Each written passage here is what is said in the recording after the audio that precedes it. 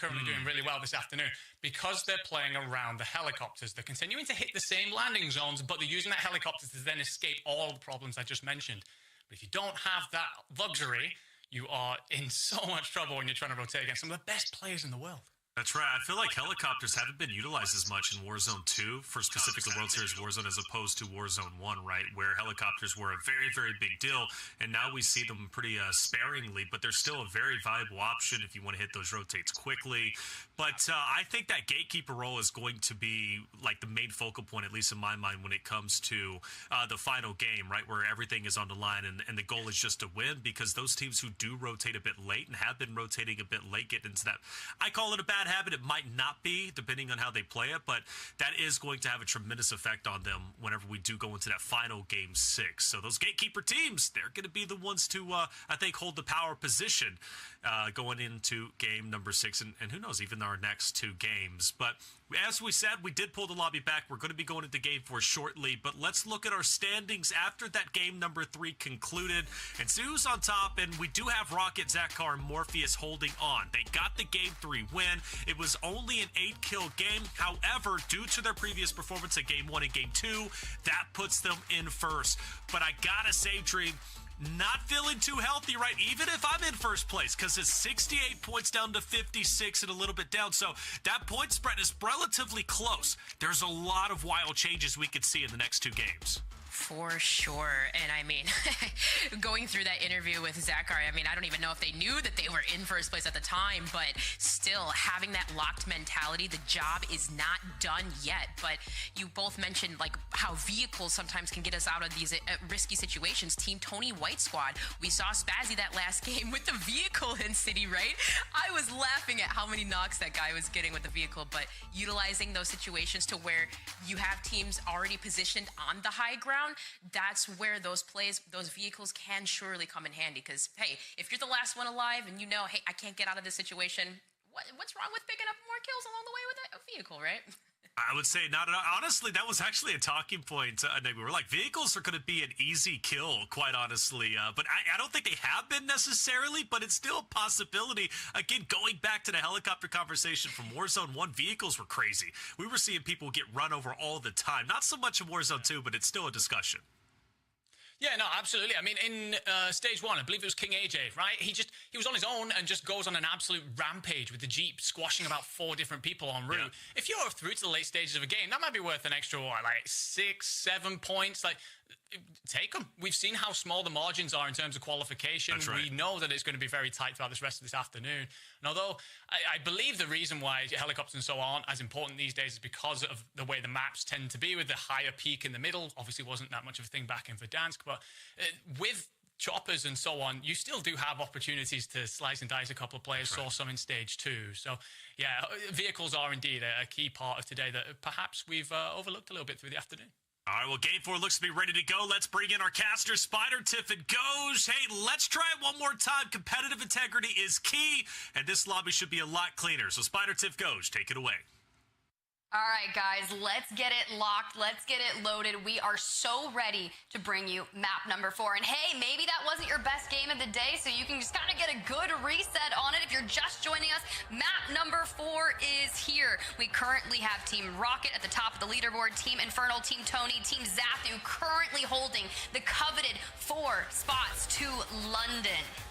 Yeah, Tiff, I just shouted out on Twitter a moment ago. I basically said, look, it's tough. If you were doing well, shake it off and do well again. If you weren't doing well, take it as a boon and move on. Ice in the veins, folks. Ball out. If you've got something to say about World Series of Warzone, hashtag WSOW, and also go respond to that COD_esports account with all of their amazing clips. We would love to hear who you think is going to be moving on to London. We have 2 more games to be played, and map number 4 is here. Tiff, I'm excited to see how this one differs from the last.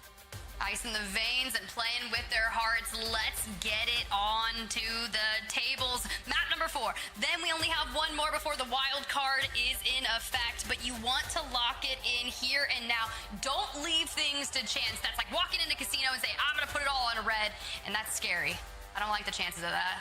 Educated guesses on zones, hedging your bets on taking high ground positions. Doesn't always work in your favor. Taking high percentage gunfights, all of those different wagers in your brain.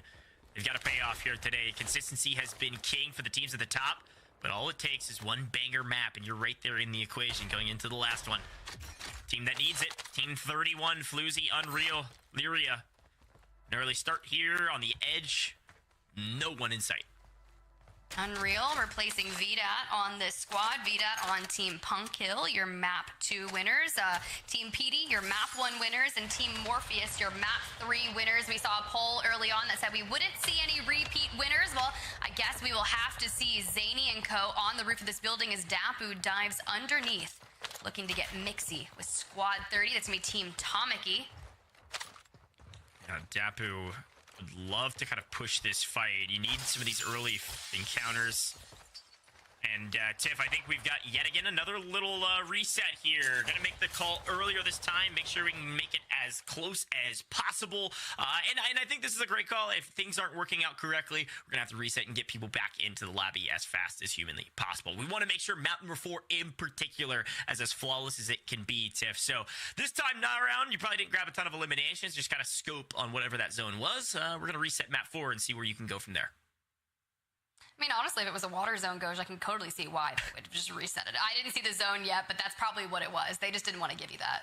Well, Tiff, I am excited to see what happens in map 4 and 5, of course, but as we took a look at that leaderboard, I mean, I'm looking back at Rocket's team. Something we didn't really talk about, that 16-point win, obviously it was an okay game, but really what worked in their advantage was that no one else around them had a great game either, right? You saw Sater's team make a massive jump to 5th, but Rocket's team at 16th, 16 points, still kept them in the lead. Everyone else around them also had mediocre games. So sometimes it's not about dropping the biggest banger map. It's about how can you do in comparison to everyone else around you. It is close at the top, but don't go anywhere, folks. Map number 4 will be here shortly. We'll be right back after this break.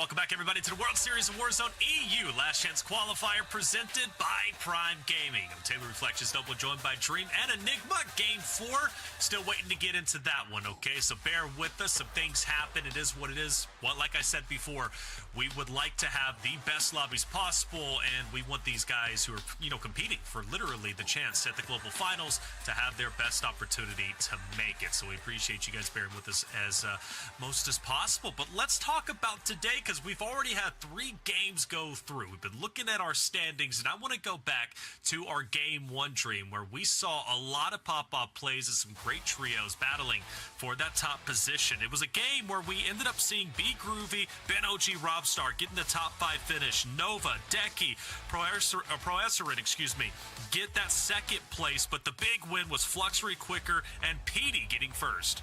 Yeah, in this map, drop number 1, it just was that conversation of, would it be worth playing super hyper aggressive? You saw a lot of teams doing just that. I mean, we hadn't even noticed, wow, all these teams dropping so fast. There was like 30-something teams left in like drop 3 or something. But regardless, what PD, Flux, and Quicker did so well in this was they all stayed alive. They were able to pick up each other's trades. But in the end game, fighting against Pro Urzen and Co., even though they got the win, they didn't have enough eliminations to keep them in first. Pro Urzen in first, with Decky dropping 12 that game. Absolutely insane from them. And it was a big game from Decky. Like you said, 12 eliminations, game number 1. Brello had a good game too, Enigma, dropping at least 8 at one point in time. Infernal, that's kind of where they got put on my radar after this game, despite them not winning it. Yeah, absolutely, and they still currently sit in second place, so a hell of an afternoon, get off to a great start here, and Brello, Kong, Infernal, they're basically, I'm pretty sure Brello's got the exact same kills they had in Stage 2, Kong has surpassed, Infernal has surpassed, so they have stepped up. We spoke a little bit about whether or not teams are going to look better because there's those top 15 teams missing, we haven't got that competition, or whether or not they've just made adjustments, and I think with these 3, it is that they've put in a bit of time and figured out what works for them, because last time there seems to be a massive disconnect, especially when it came to Infernal. The other 2 seems to be performing really well, and he seems to be off the ball. This time, no such thing. They're a tight-knit unit, and they did indeed look very good in map 1. There was that signal coming out from Quicker. Signals have definitely played a bit of an impact since that patch a couple of days ago, and gotta say I'm not against it, because it forces teams to rotate a little bit early and play their positioning, because that signal might not be used necessarily for kills, but for early setups and getting the first drop, which allows you as a team to push up. We move towards drop number 2. Pun kill V. Ronzo ended up taking this one, Dream, and they did so in style as far as I'm concerned, given the fact that they are an invited team. So winning a game is a big deal for this trio. Absolutely, and I mean, Goj said it best. Realistically, you only need one big game to potentially get into that top spot, and hey, despite all the craziness that happened over Hydro, it was Team Punkkill that were able to essentially steal the win from those squads that had full teams left. I mean, we had seen Team Morpheus, Rocket, and Co. As well, just being those squads that are always last alive. And that was unfortunate right there in the toilet in the bathroom. But hey, the trades for these guys, they're always coming out on top. Now, from one good game, though, from Nova, Decky, and Ppocecsop, this was a bad game for them, Enigma. We highlighted them as, one of the best. Actually, they were in first place after getting second in Game 1. Game 2 finished in 49th. Yeah, these are the kind of games that we're asking teams to avoid, right? We've seen a lot of teams that were on the bubble when it came to qualifying from Stage 2 for LAN. They'd have these good games with a top 10, handful of kills, looking pretty good, but they'd also have like a 50th place 0 kills, 49th 2 kills, and those kind of games are costing those teams big time. So we're in that deja vu sort of situation here with this lineup where they've had that really good Game 1, undone it all by Game 2, and then giving themselves a mountain to climb for the rest of the afternoon that they could have very much so avoided. By the way, just a quick note, if you get an opportunity, if you're listening in chat right now, go on Twitter and look at this final gunfight that VDOT has. He has absolutely no right to win that. It was disgusting. Absolutely no right indeed. And also to highlight Zakar, who we're going to be talking about coming up in drop 3, but he made a wonderful play getting Robstar back into the fight. There was a buy station, a rare buy station in that last end zone. He gets the buy off. That nets them a top 3 finish. Well done. Now let's talk about Zakar Zakar with Team Rocket. This was a decent win and honestly catapulted them to first place despite them only getting 8 kills, 16 total points with the 2x multiplier dream. They still locked in first. So they're right now our leading team going into game number 4, and this is what set the pace. Yeah, absolutely. And of course, too, for Zakar, who last year had 19th with both Ppoцecсоp, I think, and Angelica, like, of course you want to make London and just be able to play it, to have that opportunity to play on LAN. But these guys, I mean, with that interview, he was just so locked in, not necessarily disappointed about the win, but they're focused on what they have to do. The job is not done yet. And what I really like about this squad, you guys, is like even from stage 1 to stage 2, both Rocket and Morpheus, like Morpheus doubled his kills. He went from 6, I believe, to 16 in stage 2. So they just seem to progressively get better as a squad the more that they build up that chemistry. Yeah, and Satyr, this was also a game, Enigma, that put them up into the top 5 position after they drop a massive 26 kills and top 5 finish. Yeah, absolutely.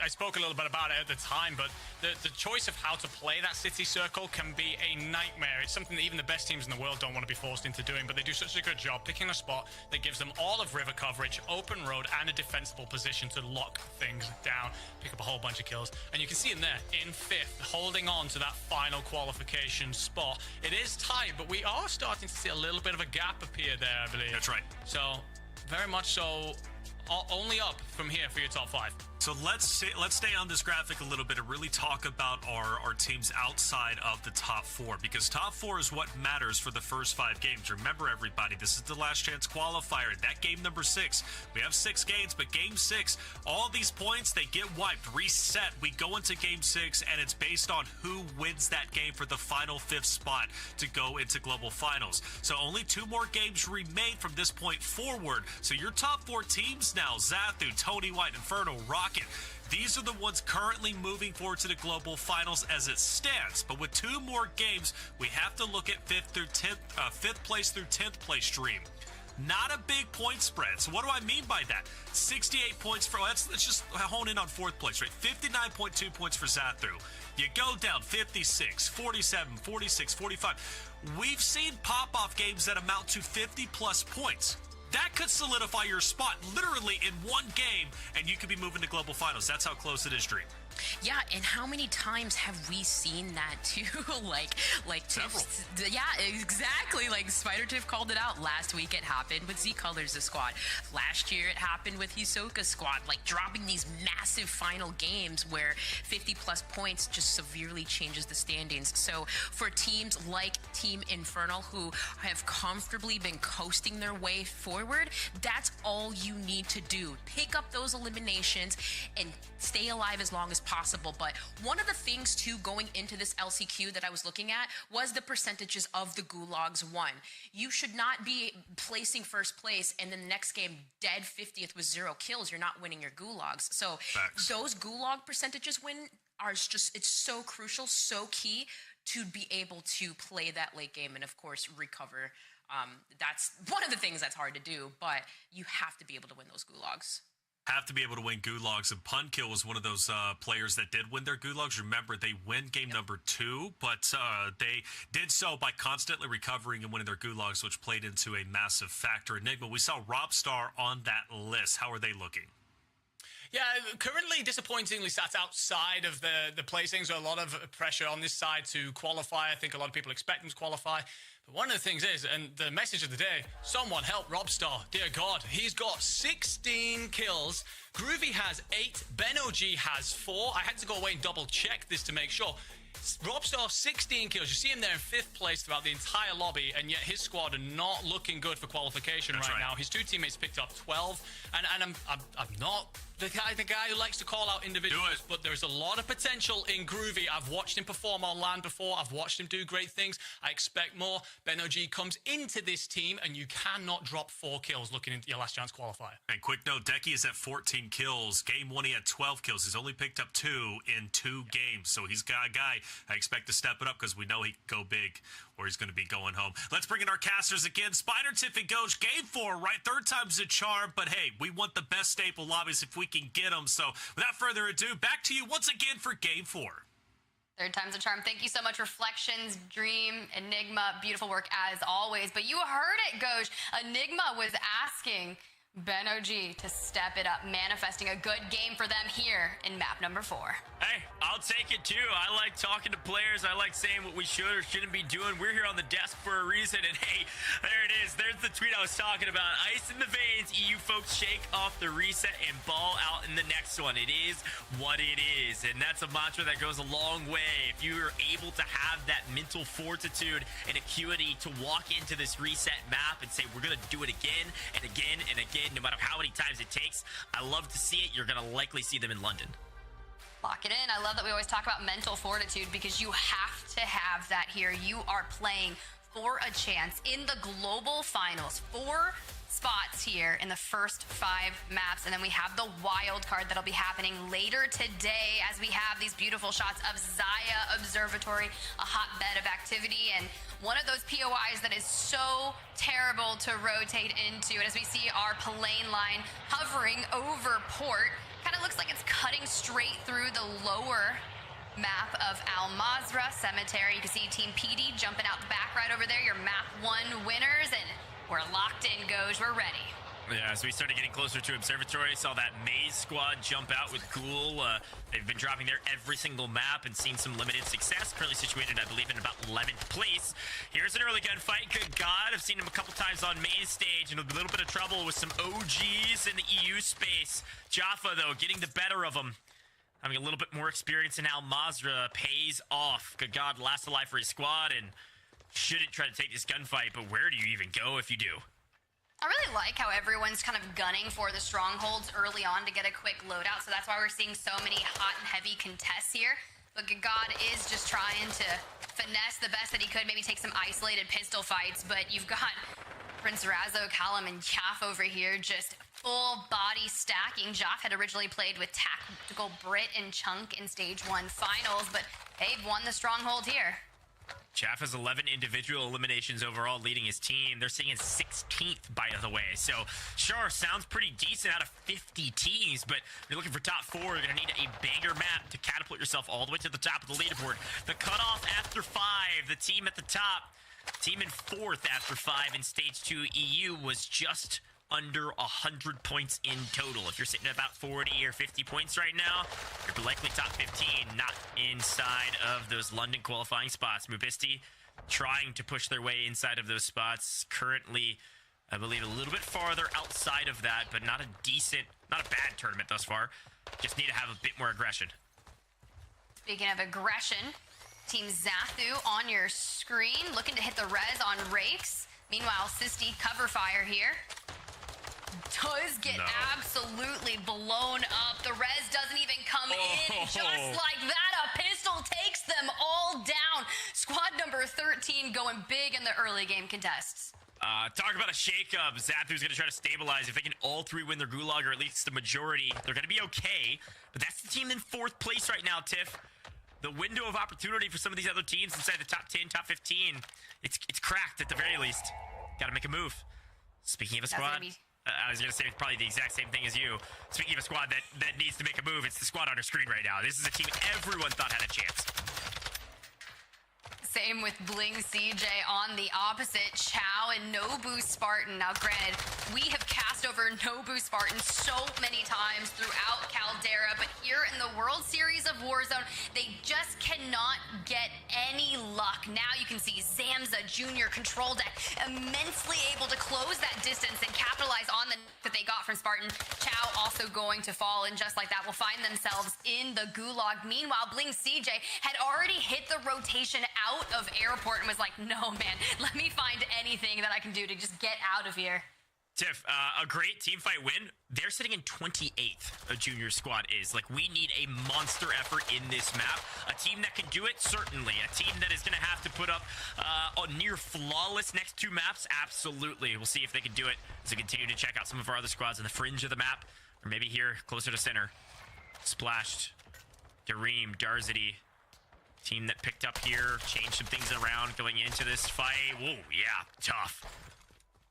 Okay, Beasto coming in like crazy, able to get the loadout and trickle back into the other side of this building, but you can see the players on your map are so close, and while you've got some good initial shots on Brandon, it's not going to be enough. You're going to lose your life, and now Darzity keeping the dream alive, but will be found out. Brandon Skulls and Beasto Bob single-handedly decimating that squad, but peep the third party that has made their way in. Lola, Joker, and Lenzo. Now, Lenzo, something really interesting about that squad coming in. Noctum Esports Warzone competitive player. We talked about them originally playing with Charlie Skinner, but Lenzo had been really participating, I believe, in a charity stream for a friend that had cancer. Charlie Skinner as well. It was a big community environment there, so want to see them do well here. Yeah, Lola's team, albeit might have decent chem, some fun stories. They're sitting in 46th overall with a total of 9 points between 3 games. They don't need a miracle. Still possible, but a miracle indeed. Let's continue to swing over to some of our other teams. Robstar squad. Everybody's predictions getting busted right now, but Rob is trying to carry the brunt of the kills. 16 Enigma called out, and that's right, 10th place overall. Looking to better the odds in this one. Speaking of bettering odds, you can see Team Zathu landing on a stronghold at Observatory, but jumping on board with Robstar. You were asking about them. Ben OG already finding themselves in the gulag. Be Groovy on 0 eliminations and surrounded by the #1 team of the day, Team Rocket. You can see Morpheus just on the other side of this building. We're going to have some good connections there, but not going to be enough for a shield crack. We'll have to reposition and find another angle. You've got a 2-on-2. Morpheus' squad's a bit split, trying to play each other's advances from opposing sides. The smoke will aid Robstar here. Rocket likely was going to take down Rob without the smoke play. Looking for ammo, looking for resources, and finds it. A 2v2. This is 10th place versus 1st. A massive moment for B Groovy's team to start catapulting up this leaderboard. Sure, you need the kills. Sure, you need the placement. But if you can lock down the top teams and being able to do a lot of the same, it's a huge win. Almost doubles down on the victory you're trying to find. Hey, good play there from Morpheus, able to get in the cover of a building with Rocket overlooking them. Robstar gonna fall. He was able to loot a UAV. Not sure if he had popped it to look for that information on Morpheus, but it doesn't matter now because he is lost the life. And now you can see the last player of that squad, Be Groovy, running, but Zakar has the roof. Yeah, this is huge for Team at the top. They've made their predators become their prey. That was flawlessly executed. They're on top for a reason, Tiff. It was a 2v2. They got their third back. They baited them into following to a high ground position, and then they've lost B Groovy's team, getting outplayed at the top of the leaderboard. Gonna have to restabilize and keep fighting in another area of town after some gulag wins. Check over here with Tony White and team. You've got Sweezy on your screen as well. All three doing well early. The team that has found a lot of success by taking some early gunfights, and so far they've won all of them, at least on main stage. They have considerably inside of the top 4, inside of 60 points plus right now after 3 games. Success continues. They're going to see their way up to 100 plus points and likely on their way to London. Team Infernal on your screen right now, positioning themselves nice as we jump back over to Tony White and co. You can see one of the members has fallen, but the teammates have been able to smoke him out and are pushing the issue for the res while Sweezy watches the cross. This is going to be against Chow, Nobu Spartan, and Bling CJ. Sweezy, though, is going to go down as well, and now either Spaz or Tony himself will have to keep the dream alive for that team, but jumping back on board with Rocket up to 1 elimination and just trying to find a good angle onto Dapu, but just kind of stands there, and Dapu gets the first engagement there. Yeah, I mean, at the very least, you're seeing something different from this team at the top. They know that they're in first, but they can't play defensively. You actually heard it in the Zakar interview. They're going to push every single fight they can. They've got to have more kills in the game that they just, they won. It was 16 total points. They knew that was really more of like a stoppage of bleeding rather than a big victory for them. It was kind of exasperated, at least we won, rather than a celebratory win. And they know it, so they're pushing some fights early here. They were playing positioning all day today. Super consistent team. Consistency can take you to London, but watch out for the big hitter squads that are playing a little bit more aggressive. They're trying to accommodate kind of that play style and change it up a little bit. Yes, still landing safe. Yes, still landing in a great spot. Look at this map. Team 1, they're going to clear out the last team anywhere near them here in Village if they can take down Team 29. The next closest team is in Cemetery, some odd hundreds of meters away. Yeah, that's going to be Zany. They're chasing the team that essentially had gotten away, but it doesn't matter. Rocket able to pick up yet another elimination for the squad. And, you know, coming into this, I believe they had 8 eliminations for Rocket. Zakar 14, Morpheus on 17. So really trying to up the numbers and get on board with Zakar and Morpheus. Here goes Pentagon, another team that needs to break out, and they need to break out now. About 15th place overall or so going into this one. Nice high ground position here on the edge of zone, able to find at least one, if not a full team wipe. That's 3 down for Pentagon by himself. Kind of playing entry man, chasing down some of these kills. They want to make sure they check all of their advances. Look, information is power when it comes to Warzone, whether it's recon drones, UAVs, with a comms vest, or otherwise. You've got to use everything within your power to get information on where these teams are at. Of course, we can see where they're at on main stage. These players are having to check every corner, every mini-map, shoot down counter UAVs or otherwise in order to find the information that we have it. But so far, they're free and clear all the way to the zone. So as we swing over to another team somewhat close by, Cam with Clocky trying to push the encounter, now having to swim away. Liam certainly going to try to find this kill. Hey, it's Aaron's squad on the other side of this engagement. They've got one down, and Liam taken to the water, trying to find Cam. You can see Clocky just on the shore, able to hit the smoke. Cam getting out of the water. Luigi, though, not able to get them back up. Cam looking for the engagement. He turns, but it's not going to be enough. Clocky had an angle, but it wasn't a great one, so Team in Orange was able to squeak out of there after finding the elimination. Now Pentagon has come over and said, yeah, thank you very much. Let's grab a couple free kills. Maybe we can even third-party Team 19 if we can catch them on the rotation, but Zone kind of marketing for them to move on, and they'll say, okay, fine. Let's go ahead and get to the next zone. We've cleared everyone else around us, and Team 19's run away. So we should see Pentagon Squad actually have a pretty decent map here that can continue that success. Not a lot of teams holding the direction they're coming in from, so swing over to a couple other squads here, Tiff. I mean, this is a fun fight. I mean, you've got Benny Central Squad, Revolt, Quirky made some moves into Stage 2, made some moves here for LCQs, and still haven't yet found the success they need, but within striking distance technically. I mean, on paper, I guess you could say that about everybody, but the squad's not doing terrible. The Mad Lions squad on the right-hand side of your screen.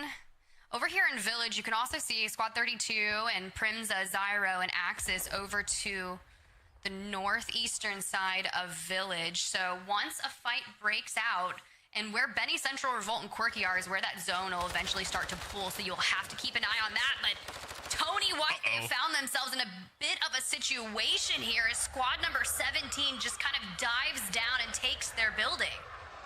Yeah, Team Klua is an interesting one because Tony White's inside the top 3, but Team Klua nowhere to be found on this leaderboard. They need a massive map to even have a chance at it. 33rd overall inside of a 50-team lobby is okay, mediocre, but when you need to be flawless, they are certainly not that, not yet. Maybe flawless in the last 2 could get them close.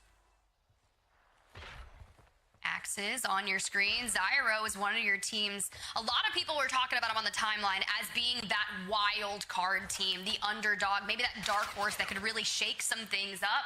Haven't really been able to shake some things together just yet, but Skims, Bodsy, we've seen them do some magnificent work in some fights and have pretty good micro, but we just need to keep an eye on this Village fight, Ghosh. It's about to be all chaos. Yeah, Zyro Squad actually set up a nice trap here with Axis taking high ground position angle where they can shoot down on their opponents and shoot from both directions. But it wasn't enough to actually grab a knock, so now they're going to be in trouble here fighting the same squad for a while. Zyro does find a PA, I believe that was on the ground. Could use that if they were able to grab one knock, but overall, not a fantastic position, and they've regrouped up with their third, and they're going to move on their merry way. I don't mind this wrap out here. It looks like Prims was able to fly down as well, looking for some loot, and then will likely follow his team. Not a bad rotation out, just kind of cycle around Village. Team Shucks on your screen. You can see Team Scuffology in the distance in the water, followed up by Ice Cube. Swimming, Melvin's going to call it out, able to get the shield crack and the knock. Should be an easy wipe for them. Nice. Gierto in the distance, not going to be able to help their teammate out, but Melvin, this is everything that they need. We talked about it. They've been hovering in that 6th through 8th position on the leaderboard. Need a banger game to really solidify and break into the top 4, but so does Showstopper and Co. on your screen, just on the bottom left. Yeah, they're about 10 to 15 points outside of top 4. I will say, Melvin's squad, they always find themselves near the end game. It's the reason I actually picked that squad, as it looks like actually pace is falling off screen, is that I picked that squad to win the wild card. Now, they might make it to London before the wild card map, but if they don't, I see them doing really, really well in that wild card map where it's just the last team standing. Their rotations have been flawless. They're picking the right end zones. This map, it looked like they picked up a couple kills as well. Ulix inside the building, just trying to hold steady. Team PD on your left, your map 1 victors. Quicker probably with the signal 50 looking to hold an angle or go for that opening, but Team Cleo on the other side, we saw just what they were able to do with the third partying and taking Team Tony White's building, but there goes the recon drone out from a member of Team PD as Fluxury looks to close the distance out. They've got some information breaking the windows. Where are they at? Just able to jump out, but just a very good execution on that engagement. Yeah, it should be a couple third parties here if Team 12 elects to kind of push to edge, or they might just kind of hold their position and wait. But, you know, that's why you use recon drones. Again, information's power. They wanted to make sure it was just one left. They probably likely wanted to confirm that and then live ping their opponent. Once they were able to do that, it was full force. And here comes yet again another isolated solo. These are free kills for Team 18.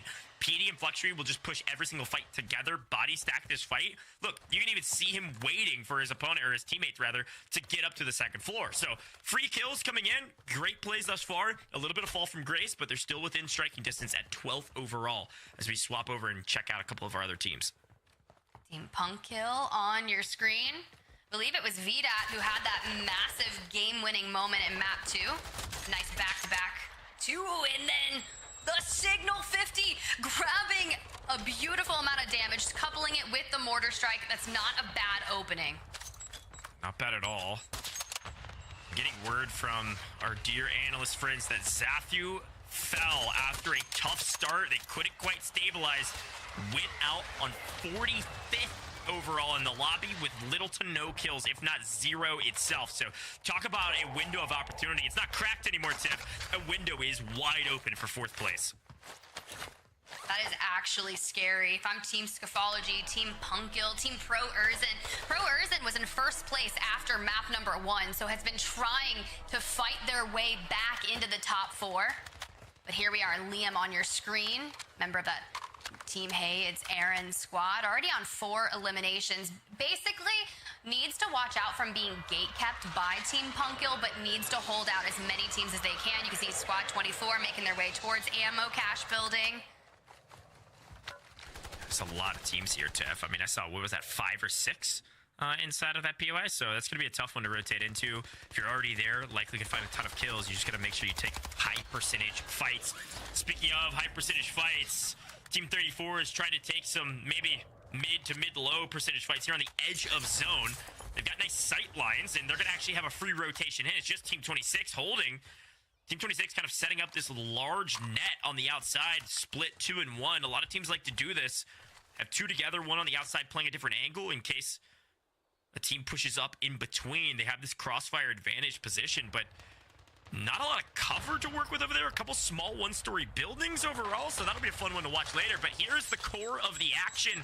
5-6 teams all here with Benny Central. Benny yet to find his first, but could find it right here at the very least, play the team fight. Runs out, hip fire, and a dream, able to grab a knock and a finish. Now, rotating up through the building, navigating very closely to your teammate. You can see Papa Massey from Squad 50 just on the other side of this building. But you called it, Goj. There is so many teams here left just on the outer side of the circle. Gulag is now being closed. 27 squads remaining. And as we continuously pull further south on this map, all of our teams here in Bay will have to rotate further. This is a huge game for Morpheus and Rocket and Zekar. Regardless however many kills they have currently, there's an opportunity for a ton. Look at the POI they're holding, and look how many teams are going to be flying at them. A lot on, it looks like that redeploy balloon. Otherwise, though, everyone else is going to be rotating in. Grab your loadout, grab whatever resources you need. You got about 20 seconds before it starts getting wild and wacky here with 5, 6, 7 teams rotating in straight to you. And it's massive because the team in second that was breathing down your neck, Infernal, Tiff, Enigma's told me they dropped it 33rd with little to no kills as well. So this window, no longer a window. The door is open, unlocked and wide open for any team to creep into the top 4. Oh, I think Pro Urzen and Co just got wiped as well. They were in 7th. So anything could happen, but your number 1 squad, the Polish squad of Team Rocket, still alive in the mix of things. You can see they're just holding a good building right on the inside of that circle. Dead center of 2 squads. Make that 3 as everyone looks to rotate in. And look at the positioning they have. See all the loadouts just to their right? If people are looking for a late regame and may want to hit that loadout, they are overlooking all of it. Here we go. The collapsing of several teams onto Morpheus' squad at once, and it looks like Morpheus is getting the better of many. Porky's going down off screen as Zyno falls on screen. Absolutely out of here. Pentagon, Kaiser, Fuzzin. They need a big one, and they're making it happen. We're inside the top 16, Tiff. Starting to get down to the wire, and the teams that are in 10th down to 15th or so, making massive plays to try to make it to London. With only 1 map to go after this, you need a massive one for the German players on your screen. Keep the rotation that's going to need to be made. Team 21, Team 33, they have already taken space inside the next circle. So now the rotation for Zakar and Co are cut out for them. They did have that mobile buy station and plenty of cash to restock on anything that they need. You can see they've got the armor plates locked and loaded. They had previously bought a UAV and already popped it. Hopefully someone has one just for the rotation at least, but several smokes. Map 1 winner still in the mix as well. Grab that munitions box, use the smokes to rotate. It worked out for him. Another team arcading down onto the top 4, inside of the top 10 going into this one. Maze squad, stage 1 qualifiers, trying to reverse the curse along with a couple other teams. They've got an opportunity to do so. Looks like they have a free wrap inside as Kazar's squad is on the edge. Gonna have to push at some point in Morpheus, a team at the top of the leaderboard, down to the final player. Morpheus in trouble, signal in hand, gonna go for the hip fire, and gets it! Says, bye-bye for Bonsai, we'll see you in the lobby, Physic. Huge win here from Morpheus without a bullet in his SMG. He says, hey, I know what I can do with this thing. I'm speechless, Goj. You have to lock it in. That's exactly what they needed to do. They're inching their way closer. They hit the 1.6x multiplier. They've picked up a multitude of kills. Now you have to play your life. And if you can do anything like we had seen with Team Punkle, it was a solo that had basically third-party that last engagement on map number 2. So anything can happen. It doesn't matter. But when you've got your numbers advantage, like C Pentagon and Co, currently just south of 10th place. They were probably closer to 20 at the start of the game, but now looking to make something happen here. But look who's taken to the water with a little bit of an F-tax siege, baby. We've got an interesting final circle here, Tiff. Some water to play around with. Edge coast here with plenty of cover inside. Pace's team has been spotted. There are 3 teams of 3 alive. We have not seen this in World Series of Warzone, at least not in my memory. 3 full squads going into the final circle with a couple solos. Morpheus playing Edge. Morpheus just needs to get to top 5. We don't even need a kill from you, Morpheus. Get to top 5 with the 1.8. You've done your job, and with the gas mask in hand, is creeping along steadily, slowly. The problem is, you're just hoping that Indy goes down, because otherwise it's going to need a total catastrophic failure from a full team of 3 for you to make top 5. Oh, he is so in the clear here. Does need to move just a little bit more, but checking all the corners, you can see King Benji and Co on the high ground, but that should be just enough of the cover. Don't shoot the solo. Trigger discipline, let it all happen. We just need 1 squad to go down. Bro, if I'm Morpheus, my heart rate, the roof team, they found him. But he's not out just, okay, look, there it goes. I was gonna say, he's got the self-res, but it's not gonna be enough. Unfortunately, he was the 6th squad to go out. Now we are in the 1.8x multiplier. Still a big game, though. We'll check it on Morpheus in a moment because there's 3 teams of 3, and Rangito is on 11 kills. High ground reigns supreme. What a map from this trio coming out of nowhere. King Benji had been making moves earlier in the tourney, but hadn't been making big enough waves for us to really shout them out on main too much. They've got an opportunity to win it here with a massive amount of kills. This is 22 points just from Benjito. Here we go. Kazar down below. High ground reigns supreme. Yes. See you later. Fuzzing in trouble. Out of here. Still top 5. Solid map, but not good enough. 3 teams of 3 left. We've got Shucks, Pace, Melvin, low ground. We've got Benjito on the top ground. King Benji. And then we've got our remaining solo, Indy Red. 3v3. And no solo. Benji on the wrap. I like this play. Getting here early. Smoke and run. Smoke and run. Now, squad number 27 is going to have to rotate in, but Shucks is holding the area here. Melvin. More smokes to cover off their line of sight. Rotating straight into 33, but this gives Melvin, Shucks, and co.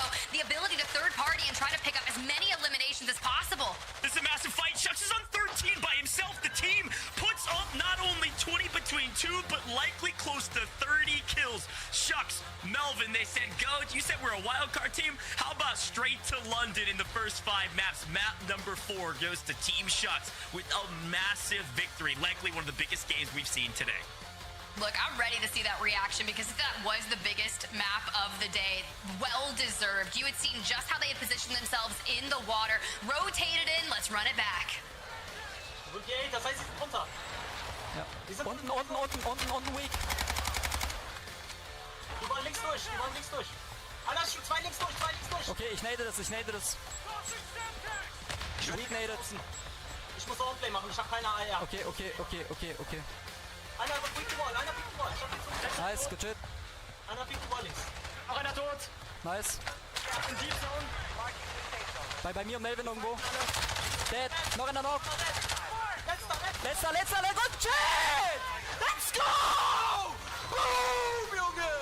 Let's go! Let's fucking go!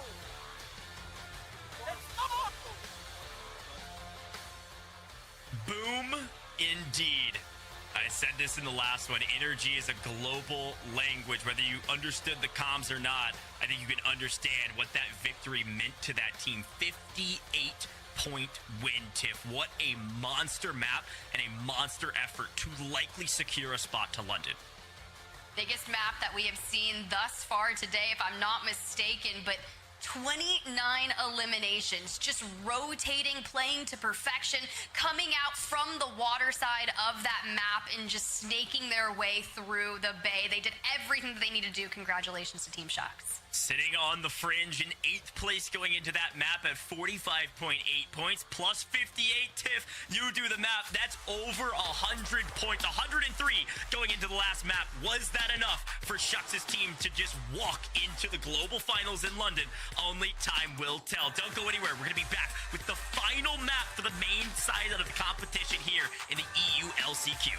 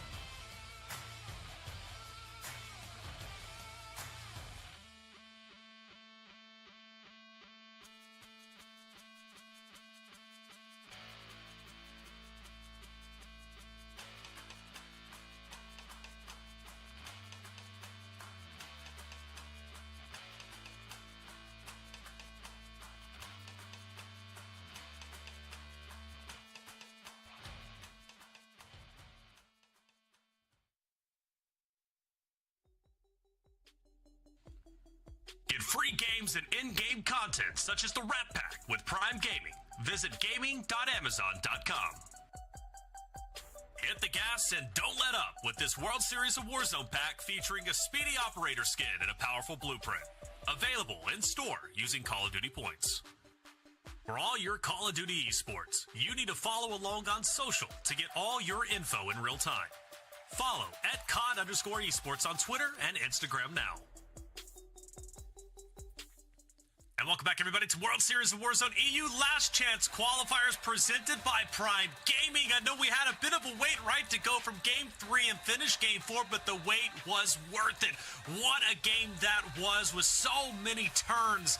There's a lot to break down here, right? So, Dream, let's start with it because top 4, now we talked about it, the point spread wasn't a lot and nothing was guaranteed, and this game represented that in so many ways. First, let's talk about some early exits that ended up taking place. Xathu out early, right? Top 4 team forced to recover in final game. Running into Bastardo's team, they put them into the dirt. But there was another early exit as well. Yeah, it seemed like plenty of early exits. Tony White's squad as well that was sitting in that third, fourth place spot that exited early. And I mean, even we were talking about CDL pros. I'm just sorry, but I think there was WeMan's team was one of the first teams to drop. Like, we have just seen this influx of players that are dropping early in terms of the top teams. But how crazy was it that the last game, 29 kills from Melvin and Shucks' squad, which they always seem to be the last ones alive in that final zone. Absolutely huge. Enigma, talk to me about it because you love the positioning. They choose the water early on in those final zones. It pays off because they're able to get that flank. Walk me through their game plan. Yeah, so the thing is with the water, I know there's going to be a couple of people, not too keen on it, but their early game had earned them that right. They'd done a fantastic job early on, and even when we get to that water cam where we see them there, they're already in the double digits when it comes to kills. So they can play for placement, essentially. They've set themselves up for in terms of their loadout. You can see them with the FTech Sieges in hand. And so from there, they get to pick and choose when they want to take the gunfights. Ranjito's team was on top of main building, so you're not going to push that because that's a death trap waiting to happen. You're just going to let everything else unfold, get yourself that placement multiplier, stacking on up, and then get involved when it suits you. And they earned every single moment of that. Played it fantastically. Loved it. Absolutely loved it. And like you said, they earned that right to choose the water play by dominating early on. Let's bring in our winner because we got an interview with Shucks. And man, what a win that was. And quite honestly, could have secured your spot into the global finals. A big pop-off game, 58 points. You got to be on top of the world. Oh, more than that. More than that. Due to the 2 restarts, we kind of lost our heads. But, I mean, we had to turn it around. Sure. Have to turn it around, and you did turn it around. You still have one more game to go, but my lord, I think you might have just secured it. Talk to me about the final zones. You find yourself in the water. What's going through your heads, and what was the gameplay to finish off the final 4 or 5 teams? That was pretty easy because on the start off, we already had way above 15 kills. So our game plan was just red is in the water as long as we can, just to survive and get the placement points, and kill whoever lands on us, because, I mean, everyone that's going to be brought back just lands in the water trying to do the play we do, but if there's 3 guys with pistols in the water, you don't have a chance. So that was the gameplay, just stay alive as long as we could, and at the end clutch up 2 golden gas masks, and we made it happen. That's amazing. Congratulations, of course, on the win. Shucks, last year, I believe, for World Series of Warzone, you and your duo, I mean, minus Melvin, of course, you guys won, I believe, the first drop. What does this mean to you? Like, just the fact that you're here right now and just that opportunity to just hopefully make it to London. Yes, we did win the first round last year in Caldera. But then after we lost our heads, as I just said. So winning this game at the end of the qualifiers, or the last chance qualifiers, is even bigger because the mistake we made last year is losing our head and play too safely, too bit back, didn't push teams, didn't coordinate things, and just kept dying and dying and dying. And coming back, we chalked our game 1.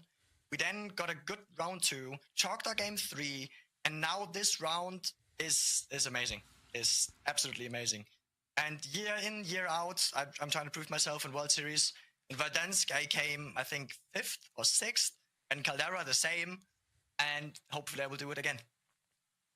But this time I'm aiming for first. I love that. I love that. Definitely a great recovery from you guys for sure, and good luck moving forward.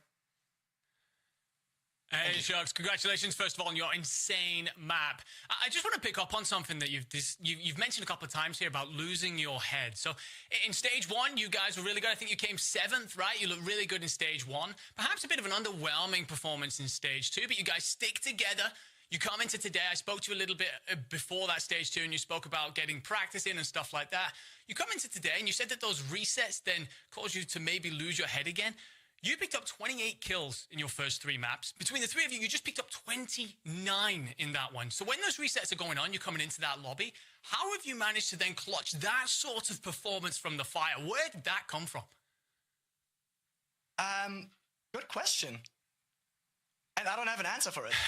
We landed, got our loadie, and then just stacked up UAVs, and people kept running into us. I don't know. I don't know, but we didn't lose our focus. None of us died. I think the only one that died was Pace, but we insta got the trade-off. So only one of us died that whole map. So I don't know. Same performance, man. Congratulations. I'm seeing the scores light up on my left-hand side, and it's looking pretty. You're looking real good for London.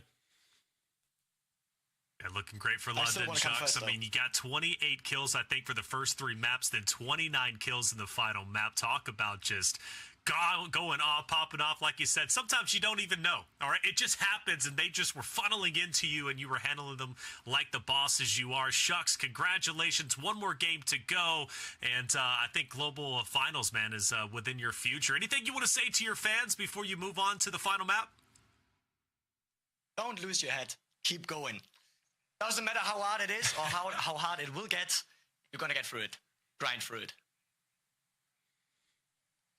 I love that, Shucks. Thank you so much for coming on, brother, and good luck going into your final game. Thank you.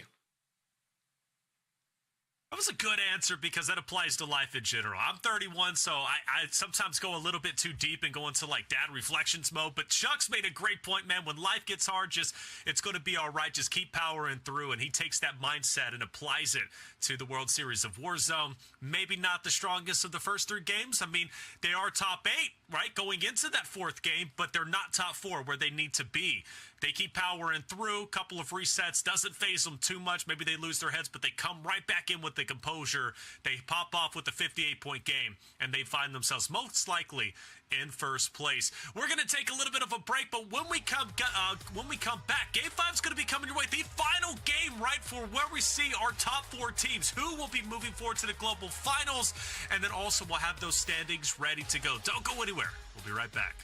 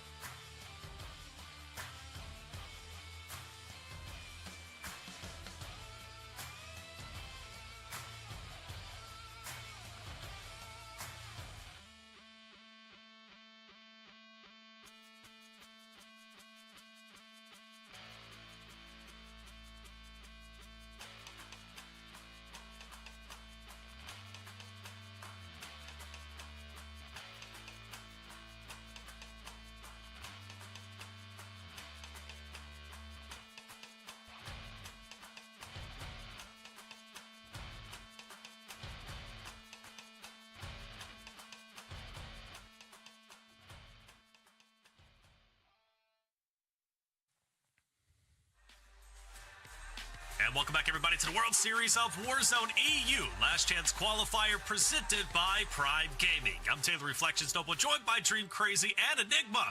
Hey, it's getting down to the wire, right? We've seen 4 wonderful games. Now we're about to head into Game 5. So it's time to set the tone, the precedents, because we've had a lot of shifting, I'm assuming anyways, on our standings going from Game 3 with the completion of Game 4. Let's bring up our standings as we look, and no surprise there, Shucks is going to be in first, and what a performance stream. They score 58 points. They jump from 8th place at 45.8 points all the way up to 103.8, and I gotta say, I'm pretty confident in saying that they're most likely going to be at the Global Finals. Yeah, they just need that security for this last drop. 103.8 from them is absolutely insane. But still, if you see from 2nd through 4th, we still have Rocket, Infernal, and Tony White still kind of coasting along with their placements. But the drop off from 2nd to 3rd, 90.4 to 71.6, it's still, I mean, moving down, it still could be, this, at least from 2nd to 4th, it still could be shaken up. So let's talk about a couple of things, because you said shaking up Dream. Enigma, I go to you. Tony White was a big talking point. Not the strongest of game in Game 4, but still holding on tight. Wanting him to move on, we'll see if he'll be able to do so. But let's talk about team number 10, Pentagon, because just before on the leaderboard, Robstar and B Groovy was sitting there, right, in 10th place. They run into Team Rocket. They're eliminated early. They have now moved all the way down. I don't know where they stand, but they're not in 10th. Pentagon, after that Game 4, might be able to somehow sneak into the top 4 position. Yeah, I've been waiting for these guys to kind of explode into life a little bit. I called them out as a team to watch in Stage 1. They have some bad luck there, but they crash on out. I was talking about them as a team to watch in Stage 2 as they dominate Stage 2 qualifiers. They don't win it, but there's some performances in particular, especially Pentagon, were absolutely incredible. Unfortunately, Stage 2 qualifiers Stage 2 finals, don't work out for them. Coming in today, I'm again asking them to deliver, and they've had a quiet couple of maps. Neither here nor there, but that one was much more like it, much more what I expect from this Pentagon, Fuzzin, and Kaiser lineup. And I was watching some of their gameplay as well. Some of the decisions they were making were fantastic. They had a couple of early kills. They come in from the east side of that Bay Area, very exposed to the teams that were on top of main building, which I believe was Team Ranjito and co. And then they just do a fantastic job of just hooking themselves up in a building, resetting, sharing out all the plates and equipment, body stacking, and then just barrel rolling in through the front door of the building and killing everything in their path. It's much more like them, and hopefully that's the confidence booster to take into a wonderful map 5 and get them over that line. It sounds like quite far away being in 10th, but it's what, like 7, 8 points, something like that? They can do that. They have more than enough quality. What's so crazy about that, you mentioned that too, Enigma, is the fact that Ranchito, like, they made a huge jump. They went from 22nd to 5th place. And I mean, of course, Benji has 20 eliminations that helped skyrocket that. So, I mean, you put yourself in that bubble spot just from one game. Who's to say? I mean, who knows? Who knows what's going to happen this final drop, you guys? I think it's going to get really crazy. I think it's going to get crazy, and I want to also talk and discuss Infernal, because Inferno's 2nd place, I believe, currently, or maybe 3rd place, but regardless, though, they have a bad game. And my thing is, and Ghosh was pointing this out, and I thank him for that, you know, last cutoff for Stage 2 was 94.2 points. So a lot of the teams are sitting around 70 or so. So theoretically, the only team right now who's all but confirmed, or not, nobody's confirmed, I want to make that clear, but all but in a great spot is going to be Shucks & Co. at 103-point mark, right? So 2nd on down, nothing is guaranteed. And for the 2nd through 4th teams, I would be sweating. So Infernal finished off a little bit earlier, Enigma, right? That's a team that could very well go the distance, but are they going to be able to, right? Because anything can happen in this final Game 5 where all the points are going to come to a close. Yeah, there was a lot of high-end teams that fell off quite early throughout that last map. So Team Robstar, Team Zathu, and Team Infernal. Sorry, I nearly forgot their name. Team Infernal did indeed go out really early, didn't pick up any kills. You cannot have that happen in this last map. You're on 71.6 points. 4th is 70.6. 5th, 67.6. You do not go out early in this one and sit and watch your position essentially disappear. Right. The ink is almost on the ticket. You have to come in, play a nice, strong early game, and then just play for placement points from then on out, and that will do you nicely. But Again, if they have one of those starts to the maps that they had last time out, you're just watching painfully as other teams pass you by. That's right, watching painfully indeed. It's going to hurt, especially for some bubble teams from the stage 2 EU finals. If they are on the bubble again, man, it's just going to be that much more debilitating because the final game, as we know, Game 6, is going to be all about that placing, who gets first place. But the points, they've been fought for so hard today. As we recap the day, mind you, though, we've had some incredible performances from many of our trios, but some of those trios have slowed down. Some of those trios have been highly consistent, and for me, one of the most consistent teams, despite them not being in first, but they're still within top 4, is Team Rocket Dream. Yeah, it's consistently in top 4, and of course credits to them always being able to stay alive, playing the high grounds, and even in positionings where you see teams in these engagements like they are a little bit split, but also you have your duos stacking up in those close quarter engagements. But if you're one of these squads where you do need to catch up, you're almost praying that those top teams that are in the top 5 spots go down quickly like the last game. Yeah, praying indeed. Or praying on their downfall, praying for, I guess, your up and coming, so you can make it into that top 4 position, right? It's so odd to say that because I've been used to saying, top 25, top 15. Now it's quite literally top 4, and it's nerve-wracking to say the least, and I'm not even competing. But where does Nova Decky and them stand, right? Because they started off so strong. They were the team, the second place from game 1, and they've kind of been non-existent. Enigma, maybe I don't know if we can get as specific with this question because I'm asking you a very specific question. But why have they kind of fallen down the leaderboard? Because after game 1, I'm like, man, these guys are on fire. They're going to qualify for sure.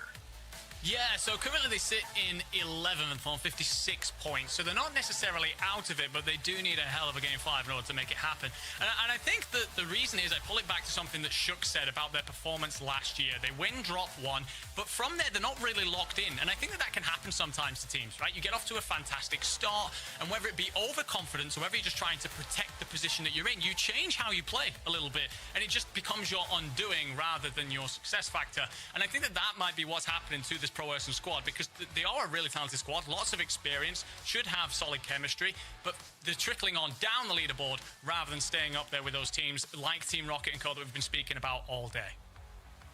Also thinking about PD Fluxury as well as Quicker, because they were the game winners of number 1, and now I kind of look through the leaderboard and I'm like, where do they stand at, Dream? Because they've kind of been falling down a little bit, and consistency has been the name of the game. Even in our interviews, Dream, teams have been, or players have been talking about consistency. We need to be consistent. Maybe we're not finding that, or we haven't found that in the previous qualifiers.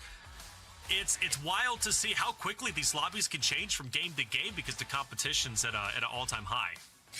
And that's where that consistency factor I look at, like, what happened? Did they win their gulags?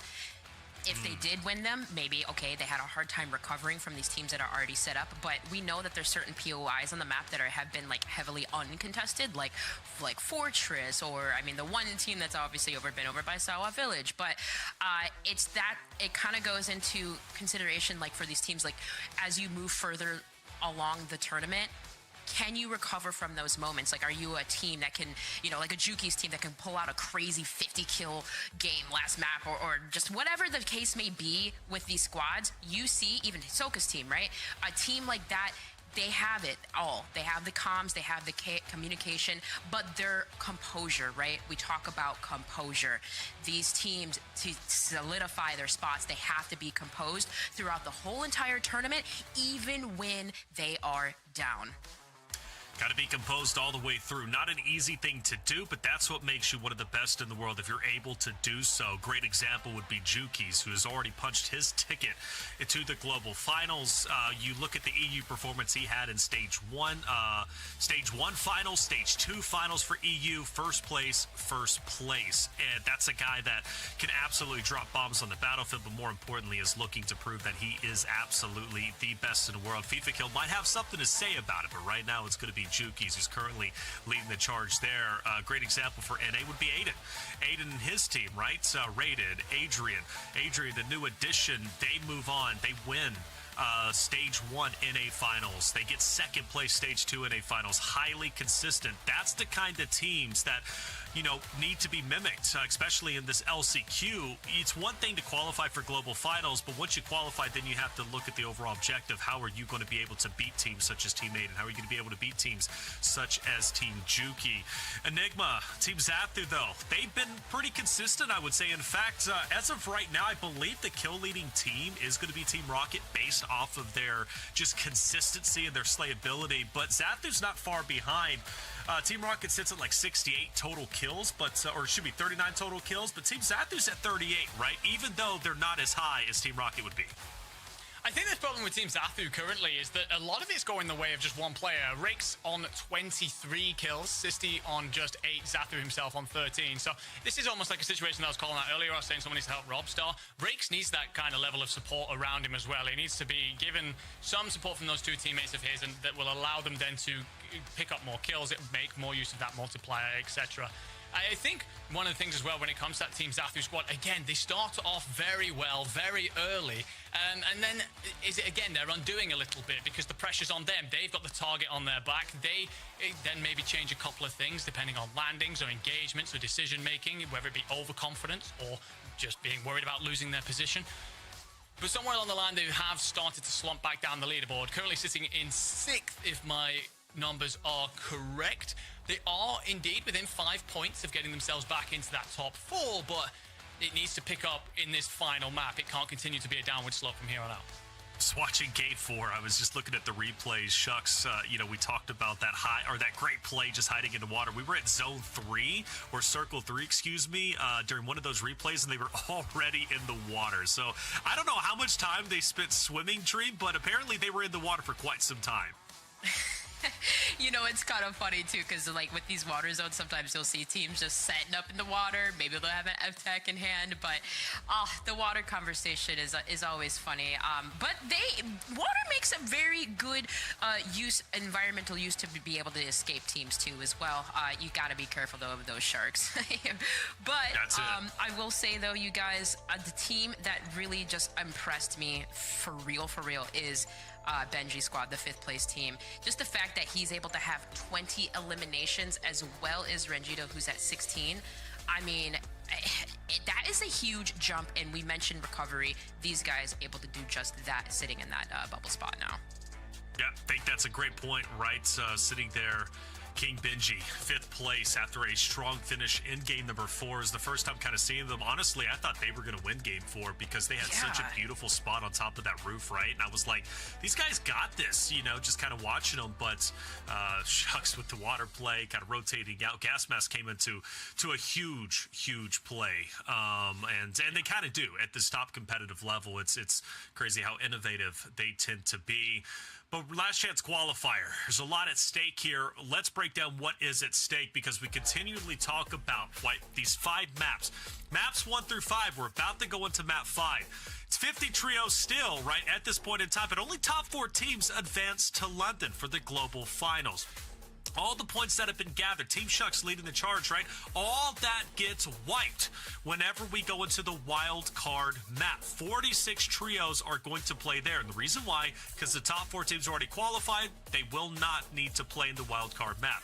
So wild card map, game map number 6, 46 trios, 1 winner. It's not based upon how many points you get. It's not based upon how many kills you get. It's about you simply getting the win. So the play style is going to be totally different, and I can't wait to break that down with not only Dream but also Enigma when we get to that point.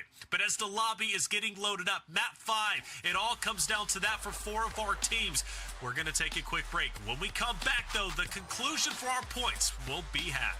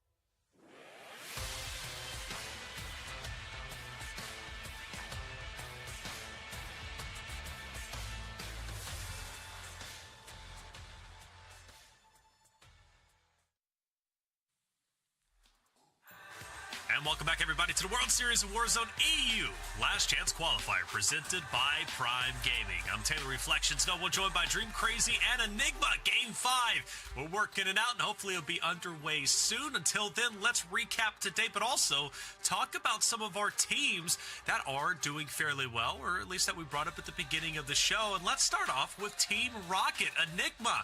These guys have been some of the most consistent players we have seen today, hence why they're currently in second place, looking to qualify for global finals.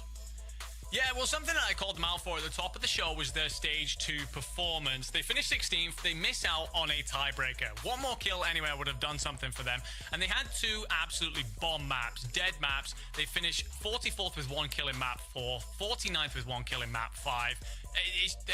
That is just unforgivable. However, today I say, look, no more of these dead games. You go in, you play consistently, and Lord, have they delivered. Not only picking up map wins en route, but also just consistently inside that top 10. They're going out, they're landing out in Sour Village, they're making sure it's all clear, there's no problem there, and then they're getting that helicopter rotating into center zone and waiting for teams to come and hit them, and it is working for them very, very well today. All I can do is put up the question, ask them to deliver, and they're doing just that.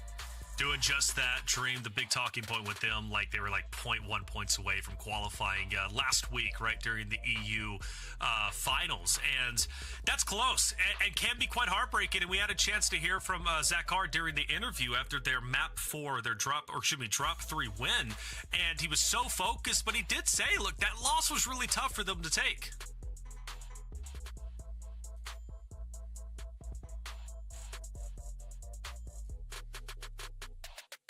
That's right, but it was tough, you know. It was incredibly tough, Dream, and you have to be able to capitalize in those moments. But yeah, hey, but with that being said, Dream, you know, we talk about just how hard Zakar was saying that loss was tough. How hard it was for them to pick up the slack. But at the end of the day, man, it's just one of those things where you have to be a strong competitor. But hey, let's talk about Tony White. And the reason why I want to talk about them is because they made this roster change, Dream. And it was a big roster change for them to make. They end up picking up Spaz, which we had questions, right? Dan DeMan, he was one of the top slayers. Spaz was one of the guys who was tearing it up. And now it seems like that roster change is paying off. Yeah, that was one of the questions going into this, because I was looking at the squad and I'm like, okay, essentially, Dan the Man, they lose their top slayer. Going into this, even in the last stage, it seemed like they had a really slow start, but a really decent finish, and they placed 20th, not able to obviously make the top 15 cutoff, but then you make a roster change, which is like, what? Like, you guys, the original squad with Dan the Man, they got 8th last year. So, like, the fact that Spazzy comes into this roster change so suddenly, so soon, and they're able to stay up in that top spot. I mean, he's dropped 14 limbs to his name, and it was the question of whether or not he would be a good pickup for the squad. Would they be able to do good? And they're doing it. They're killing it. Consistency is key. They started off obviously much better, coasting along through their placements, but can you be able to put up a big game to solidify it? That's the question here in this last one, because this last drop is the only thing that matters. Is the only thing that matters at this point in time, right, Dream? And it's just so crazy that you would make that change. But hey, you make it, and it's working out. Some would question it, but they knew what they were doing, and it seems like their intentions, well, they were paying off anyways. Again, Tony White, being who he is, 32, love the fact that he's still hanging out with the young guns out there, but got to be a little bit uneasy. Enigma, you know, he's 70.6 points. 4th place. Like Dream said, right, at this point, anything is up for grabs, and things could get a bit tough. But let's talk about Team Zathu, a team that I think we've hit on quite a bit. 6th place currently. They were at one point in the top 4, Enigma. What do they need to do to break into top 4 again? We spoke a little bit about it before, but it is avoiding this downward spiral that they've been in since the start of the afternoon. They look really good early on. Honestly, I was looking forward to talking about them because they've got a ridiculously passionate fan base out there, this Turkish lineup. They're very much so a squad that we've perhaps overlooked in the past, and I was looking forward to talking about how good they looked indeed. They missed out on qualification in Stage 2 by 1.8 points. One game 2 qualifiers as well. Is that curse going to be broken? Are we going to see a qualifying team make it to LAN? All those questions are up in the air, and then they've just kind of been underwhelming from then on out. And at this point, as Dream said, you just got to reset, go again. This is all that matters. This last drop is all that matters at this point, because after that, your scores are wiped and we go into our wildcard map. So whatever has been causing these issues for this team to slow up through the afternoon, none of that matters anymore. It can't appear again. Gotta just step it up, deliver big on some kills. And I'm looking as well at some of the players on the lineup. I'm looking at the share of kills. Rix, 23. Zafu, 13. That's okay. Not necessarily up there with the players at that standing, but it's an all right number of kills. However, you then get 8 for the teammate. So it's not enough. I've got to see more out of him. Got to see more out of him. Dream, you were talking about it in the green room when we were kind of going back and forth talking about game number 4. Team Zafu was eliminated by Bastardo and co. I think a little bit earlier than we were probably expecting. What was going on with that? Yeah, it just seemed like they could not recover from the situation, but I believe they had a member that was down, and I think it was Dahu. Somebody just went crazy from that squad and wiped everyone with a pistol, which we know how the X12 can be just absolutely elite if you're literally hitting every single shot. But to go down in that manner, though, and then whatever happened when we clicked off of that, they didn't win their gulags, right? Because they got no eliminations from that. No eliminate. Well, it's funny you talk about the X12. You go back to literally week number 1, our first ever broadcast for the regional finals, which I believe at the time we started with US first, and then we switched over to EU first. But US, and who was that, Dream? Do you remember who got the X12 kill game number 1 Shifty going and, against an Donkey, SMG? I think, or Nofo? One of the two. They had that, like, the first drop, it was just so intense, and it came down to, like, Shifty winning that engagement with the pistol when he came back in. So absolutely crazy. The floaters, and it was crazy. And I think it was against a Lockman, too, and he just held his ground with the X12. I think he floated as high as possible and as long as possible, drops down, X12 gets to win.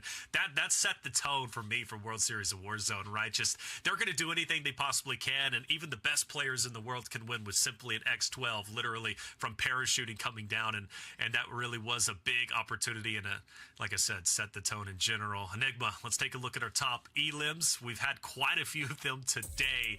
We talked about Shucks, right? I mean, Shucks just absolutely skyrockets. I don't know where he was before, but now he's in 4th with a total of 20. Yeah, and the thing is, this whole lineup is in the top 10. Melvin's there 9th through 17. Pace is there with 20 and 5th alongside Shucks. That just shows the level that these boys have been putting up. Throughout a lot of the other teams, there's either a spread amount of kills, and those teams are kind of thickling around our bubble sides, but pushing up towards 20 kills, there aren't many of them, and yet all 3 of these boys are up there. So a massive performance from them. I'm not sure where Shucks and Co were before that map, where they went absolutely nuts, but I do think that they were on the bubble, right? They'd still, all of them hit around double digits already. So the fact that they'd managed some solid games throughout and then an absolute monster puts them up into that first spot. And I look relatively qualified for London. I think we can book their seat tickets already.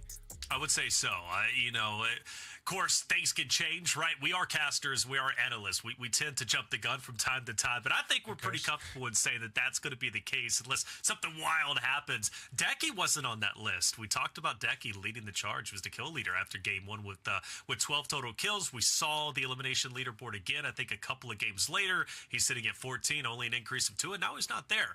That's how quickly it could change. We talked about the consistency. I don't want to hit that again, but consistency is key. And while Decky didn't have it, unfortunately, and I hate to solo him out, but it's just one thing, one storyline out of the many storylines that's been taking place today. And speaking of which, Dream, Vickle, right? Our CDL pro played today. How has he been doing? Is he holding up well? I was going to say, I don't even know what's going on here with these guys. But listen, it's kind of just always a fun talking point. We want to see a CDL pro obviously make it. That would be crazy if they were able to win a championship and come here and do something crazy in Warzone. But in the top spot, no, we don't necessarily see them there, baby.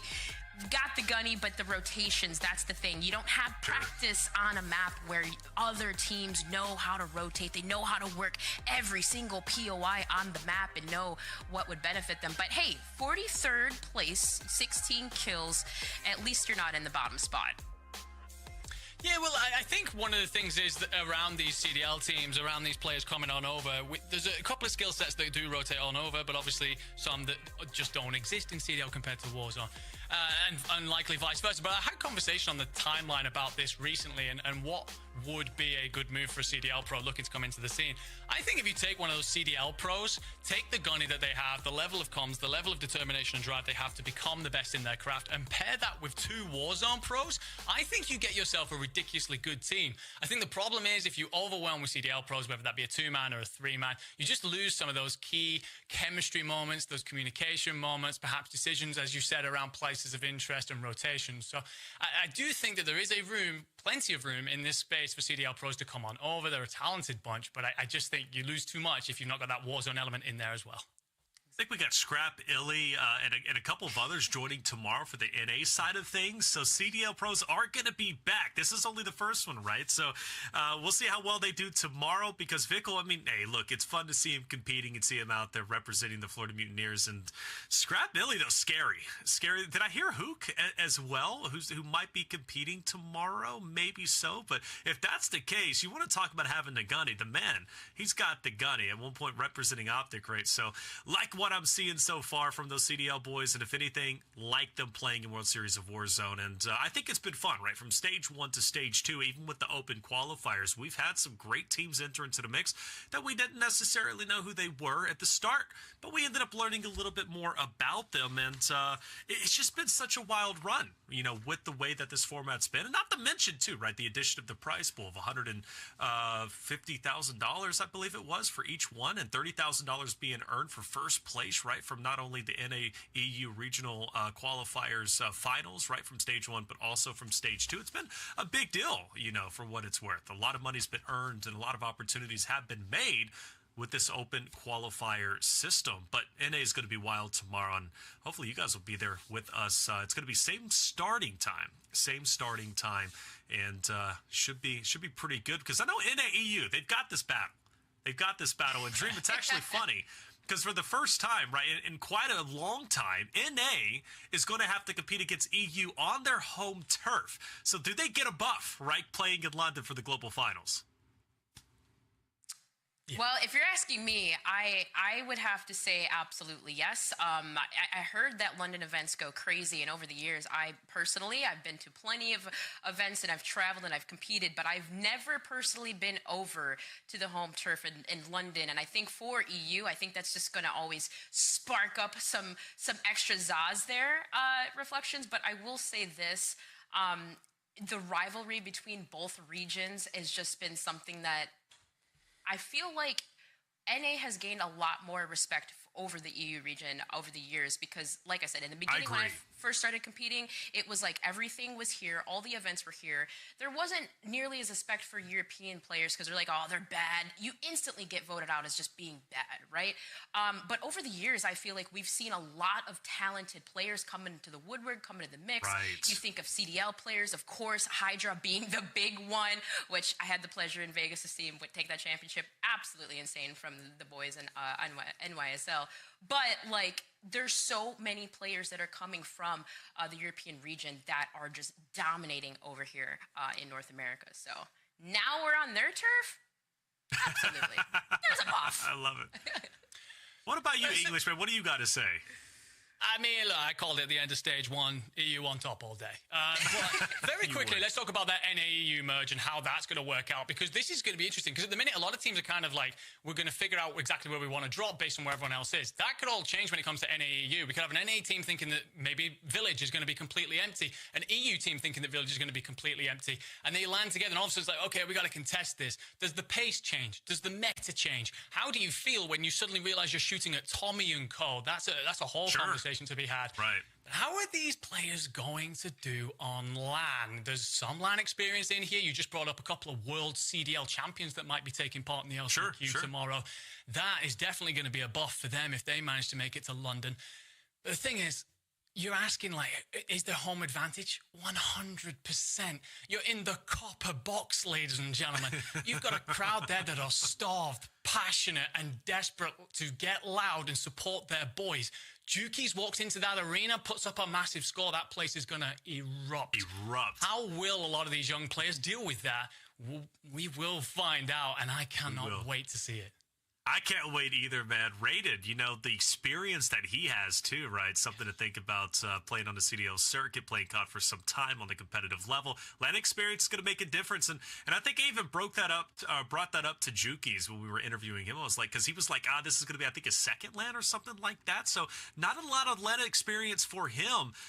You could be great online. You go to LAN, totally different story because the energy's different. The way that the game plays feels a little bit different, right? So it's gonna be a bit different for a lot of the pros out there. I think that's the big thing to take note of. But I want to talk about some curses that we've currently seen, right? Whenever it comes to our qualifiers, because it tends to be, you know, our qualifying winners don't tend to then go to the next stage or the next competition, next qualifier, and win themselves. And what do I mean by winning? I don't necessarily mean first place, because that's not the overarching goal a lot of the times. You go back to last week, overarching goal was to get top 15. That was a win in my book, right? Top 25, you get money. Top 15, you go to global finals, which is what's important. Same thing here. You want to get first place if you can get it, but you want to get top 4, at least right now from the point standing right in this final game. Then you want to win game number 6. So you want to get in that top 5 position so you can move forward to the Copper Box Arena, the global finals in London.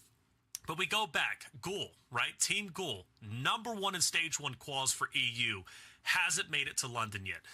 Flux, #1 in stage 2 quals, hasn't made it to London yet. You go to Dez, #1 in stage 1 quals for NA. Hasn't made it to London yet. And then you got Saltify, a powerhouse player, a great team, a wonderful trio. #1 for stage 2 quals for NA. Hasn't made it to London yet. Winning in previous qualifiers doesn't guarantee you a victory in the next stage stream. And that's the thing, man, this curse. I don't know what it is. Maybe it's the competitors getting a bit too comfortable after a big victory. Or maybe it's just them psyching themselves out, right? Going into it thinking, all right, well, we already won the previous one. This one might be a walk in the park. Turns out it's not the case. Yeah, I mean, things don't always necessarily go your way. Sometimes there is a little bit of RNG that plays into it, obviously with some of these drops, rotations, depending on what happens on the map. But yeah, I can see where the curse is there for sure. And I think for the NA team, I think it was the second place team that ended up making it. So it's like those crazy scenarios where it just comes down to 1 kill or 1 bad map or just 1 gunfight even. Just one scenario. That's it, so just close. One time. It's so close indeed, and we are close to Game 5. Let's bring in our casters, Spider, Tiff, and Goj. I'm ready to get it started. We've had a bit of a longer break, but everything should be good to go now. So without further ado, Tiff, Goj, take it away. Thank you so much, Reflections, Dream, Enigma. Beautiful segments there. But all I heard, Goj, curses, aliens. Today is wild. Absolutely. I took a big deep breath before we got started because we had a long break. I got a lot of water in me, but it's the last map of the day. Manifest some energy here. There's a lot of teams still vying for the top 4 position. First place, have they secured it? Likely. Second place, only need a 5-6 point game on paper, but the stats always lie. Anything can happen. It's Warzone. And Tiff, I gotta say, spot 3 and 4, they are wide open. Hey, well, let's see what's about to happen. This is the map where things got incredibly crazy when we think of Stage 2 finals for North America that happened last week. The map that Swag, Z-Color, Super Evan just threw down a massive banger, but Team Shucks, they threw a massive one down in last game to take that victory. Now they just need to be consistent and ride it out for the teams that are not inside the top 4. You gotta lay it on the line. It's been wild, it's been crazy, but this is the final map before the wild card comes into play. Here's the thing. We're talking about predictions. We want to hear some more predictions in the chat and more predictions on the timeline. COD_esports. My predictions are chalked. Now, I said Shucks' team maybe would win wildcard, so I was close there. Everything else has been wrong. So at the top of our leaderboard, currently inside of our top 4, you've got several teams that many people didn't expect, or at the very least didn't expect to get top 4, maybe just top 10. And they're proving a lot of people wrong today. But as we hop into this one, Tiff, turf. We got a lot of players ready and rocking and ready to go. And this last map, as we always talk about in our finals during the stage 1 and stage 2, I think we're even going to see an increase of the speed at which play will happen in our last map of the day. It's going to be wild. If you saw the plane line going from the left of Sawa Village to the left of Quarry, now Lola looking to get in on the opening action here. A lot of our teams are going to take a little bit of extra time to stretch it out towards the eastern side of Al Mazrah, or just maybe contesting earlier areas. Pro Urzen squad is going to be the one to take the knock on to Lola. They were first place after map number 1, so looking for something big here because they've fallen outside the top 4. Yeah, I got to shout out the teams that we're taking a look out for, not inside the top 4, right? You're looking at Sathu, needs a big game. Pro Urson needs a big game on your screen right now, trying to make the better of this encounter, and so far winning it. A couple other teams, Pele, you've got Ghoul, who won that, stage 1 qualifiers we talked about, trying to reverse the curse. Scuffology, that massive game from Satyr, wasn't enough to put him into the top 4. You even got Pentagon there in 10th place overall, having an opportunity to push up into the top 4, but they need another massive one, and I think they can do it if they have a great start. Lenzo using the Molotov to try to block the push. Joker gonna fall, able to pick up another trade there, but we do have a third party already. They have taken the roof of the stronghold. Now Lenzo last alive as Joker is in the gulag. Lola looks to have lost hers potentially and is full dead. This is tough. Yeah, not much you can do here. I mean, you can leave, certainly. There's a full team of 3 inside this stronghold, but I think Lenzo, the problem is, if you're Lenzo, you might just want to take this fight. You're going to lose it 100%, but maybe in that 1% chance you win it, you're going to help out your team. If you're down in the 30s, folks, 30s or lower, you need the biggest game of the day and hope the top 4 teams completely have an abysmal last map. So everything needs to go right in your favor. This isn't a top 15 moves on. It's a top 4. You know it. You've heard us say it 1,000 times, but that means you need like a 70-point game if you're down there in the 20s or 30 points totals. You're looking at that cutoff of about 95 to 100 points. Should be the top 4, so you do the math. Yep, do the math. Let's go, guys. No, I'm just kidding. I'm not going to be doing any math, Goj. I will leave that to you, but Team Infernal on your screen right now. Bruno on the roof type, trying to make this play, playing alongside Kong and Infernal themselves. Kong, self-proclaimed Danish monster. And now I want to see what they're going to be able to do here. Currently sitting in 3rd place, looking to find themselves in London. But hey, maybe I'm just caster cursing everyone. Yeah, that's tough. Infernal had a chalked last map through the kind of bye that we had between map 4 and 5. Wonder if the mental was chalked after a tough one. We'll see. They're going to have to check back in, refocus back up. And speaking of checking back in, check back in where Biddy Central is taking down Pentagon Fuzz and near single-handedly. Revolt's there to help play trades, and they do it. Quirky up top as well. There goes 1, 2, looking for the 3rd. Pentagon trying to get out of dodge down below in a tough spot. Now just hiding and waiting. As shots are coming in from Team 17 across the way. That should be enough reprieve for Pentagon to try to sneak out of here. 17 did spot him as well. Ooh, that was a big engagement, but able to secure at least one of the gulags and prolong that life for the team. Hopefully they can make something happen here. You can see where the zone is pulling. We are going to cut out all of Airport, Sarif Bay, Zawa Village, and Cemetery because, we've pulled there so often. So a lot of our teams are going to make that rotation. Only 1 squad in Observatory, so if they fly off of there to rotate, should not be too difficult. You get Team Zathu in the helicopter. Looking a little rough, though. Not sure how it's in the air still. Would not get in that one. Yeah, just eking out here, City. I was taking a look at that mini-map, rather the overall map, and the only team that was kind of on that south side, Seraph, was Team Shucks. Now, the team over 100 points already, likely just needs a couple points to make sure they secure it, but it's funny because they're the only squad that far south, and they're going to have a free and clear rotation up into the zone with no one in sight, several hundred meters around them. Be fun to see what they're able to do with that weird rotation in the zone that was pulled. One of the few teams that lands south is going to have to battle in. Onkyo popping off in the kill feed and some early engagement with Tactical Brit Squad. Maze and Co. on the left-hand side of your screen. Check in with Prince Rosa. Callum looks like they're going to be rotating out of here as Sniper Pigna kind of moves on in. Don't really want to take too many like chancy early engagements here, especially when this lobby's probably going to die out a lot quicker than what we've seen. This map, last final map of the series, typically has to be a lot more aggressive because teams are kind of laying it all on the line. Well, here's an interesting team, a team in contention for the top 4. Pele, currently in 8th place, trying to push their way into 7th and 6th, 5th and 4th. They can do it here, all 3 alive and pushing the equation, trying to take down Callum. Prince Russo on the run. This is an interesting squad, too. You've got one member of the Maze clan that Ghoul and company are a part of. So a couple different representations there for the Italian EU program.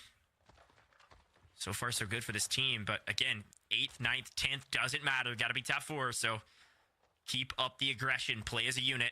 They're trying to do exactly that for this push into the stronghold. 3v2 shouldn't be any issues. They just want to make sure they don't get third-partied and make sure they don't get caught out in an open angle to where the playing field can be evened up.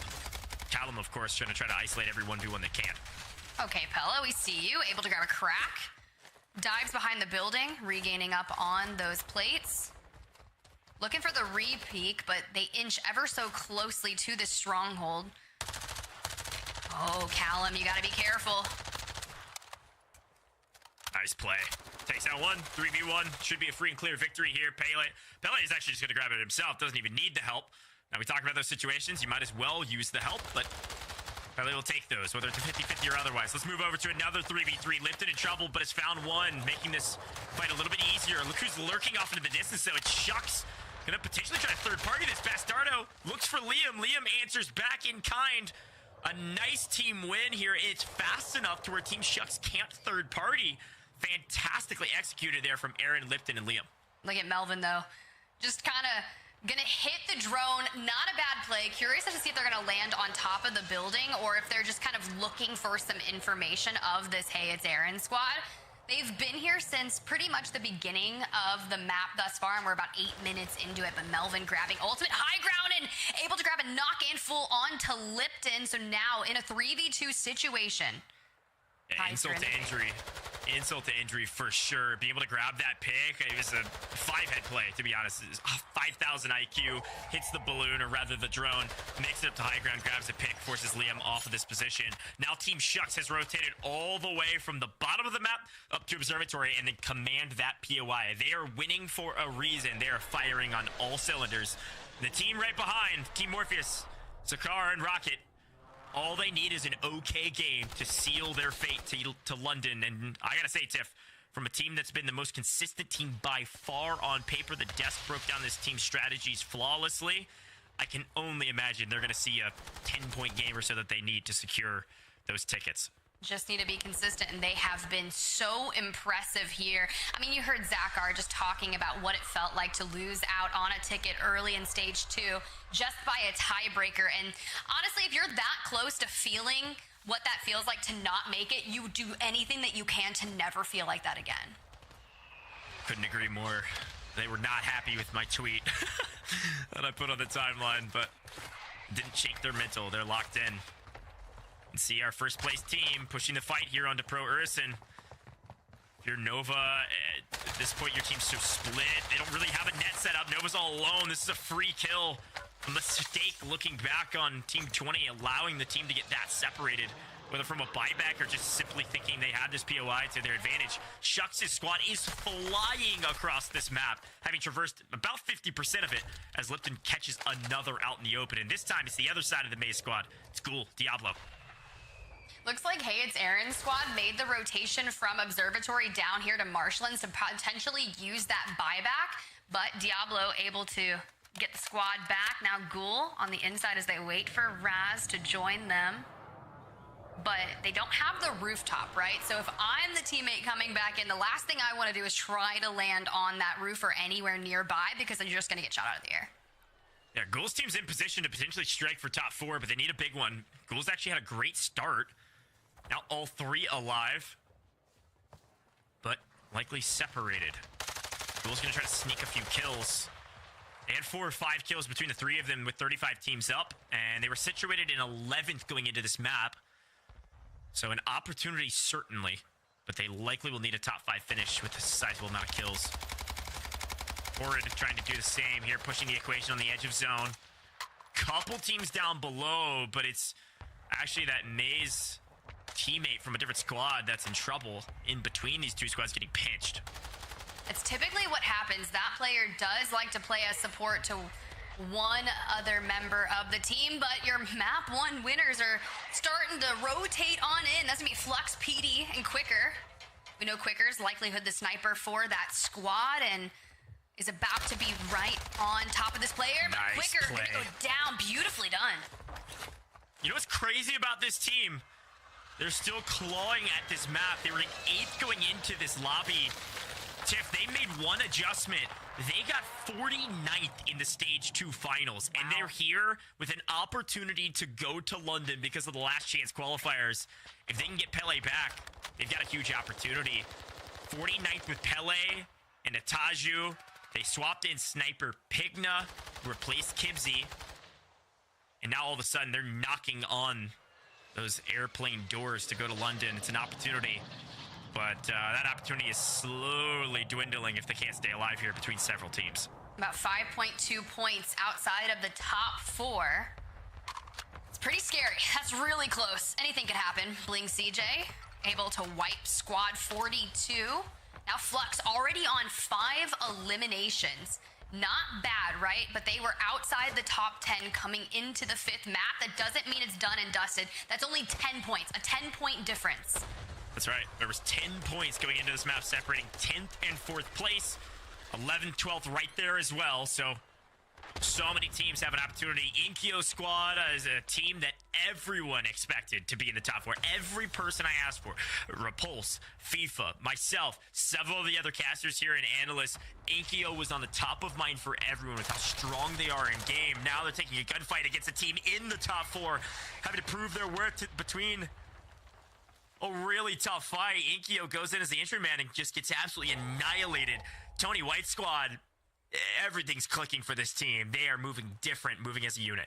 Yeah, but this is about to be a really profound moment of the game. Had they gone down early on here, sitting in the 4th place spot, just 1 point ahead of 5th place, they have to play this to perfection and leave nothing to chance. But the team on the right-hand side of your screen, Ranjito, Kang Benji, they're one of the teams knocking at the door of the top 4.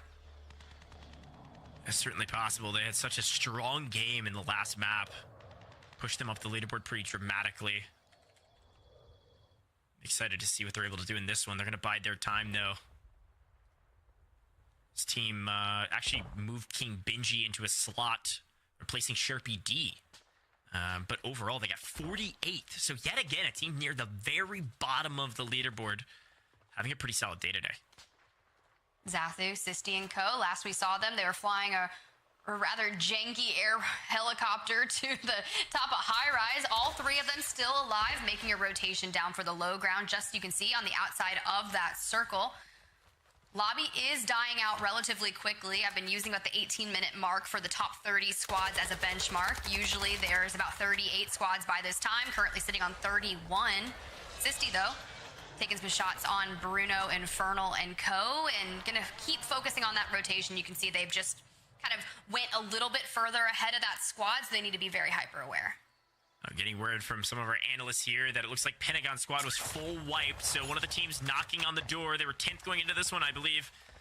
Knocking on the door to London. Haven't quite found it yet. Still a wild card map coming after this one, so make sure you pay attention. Still teams vying for the top 4, but just the winner of the next map will also join the top 4 in London to lock away 45 spots in total before NA tomorrow. Here's a look at that map, Tiff. Several teams kind of favoring the outside of this edge zone, working their way into the city area. Another city zone. What do you think about it? It's finally pulling more north, though, right? Like, it's still encompassing Turok Village. You've got Team Tremze up there, Team Skims as well. And a lot of teams that maybe land in those more northern POIs or typically try to get to Al Mazrah City earlier. We saw Team Zathu already there. That's the time that you need to have. And hey, it's Aaron. It's been nonstop action action here for them in map number 5, sitting on 2 eliminations. Just lost out on Lipton once again, immediately dropping the cash. Now need to find at least 4K to get that buyback, but should be able to have it just there. But you got to get through these 2 other teams first. Yeah, that's so unfortunate for Aikio. Ulix, I think last alive for his team, is going to be swimming out, wrapping around, somehow able to make it out. And look who's lingering on the edge here. As per the usual, Morpheus, sniper at hand, found some success in Stage 2 EU Finals. People said, wait, into LCQ, the signal's one of the best weapons to use. Morpheus said, bet. I've been using it for a while, and it's been popping off all day today. Consistency certainly key and king when it comes to LCQs. Pop-off games will help. Consistency can get you there as well. Tony White has been hanging out inside this building with his squad for a while. Is going to continue to hop cover. They love the close range encounter gunfights. They think they can win in the close range. Let the teams come to them. There we go. Liam getting close, trying to finish off Team Ulix.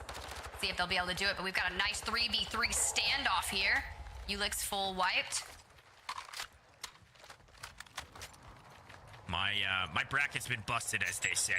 I had a lot of people moving on to London, and they are getting wiped one after another.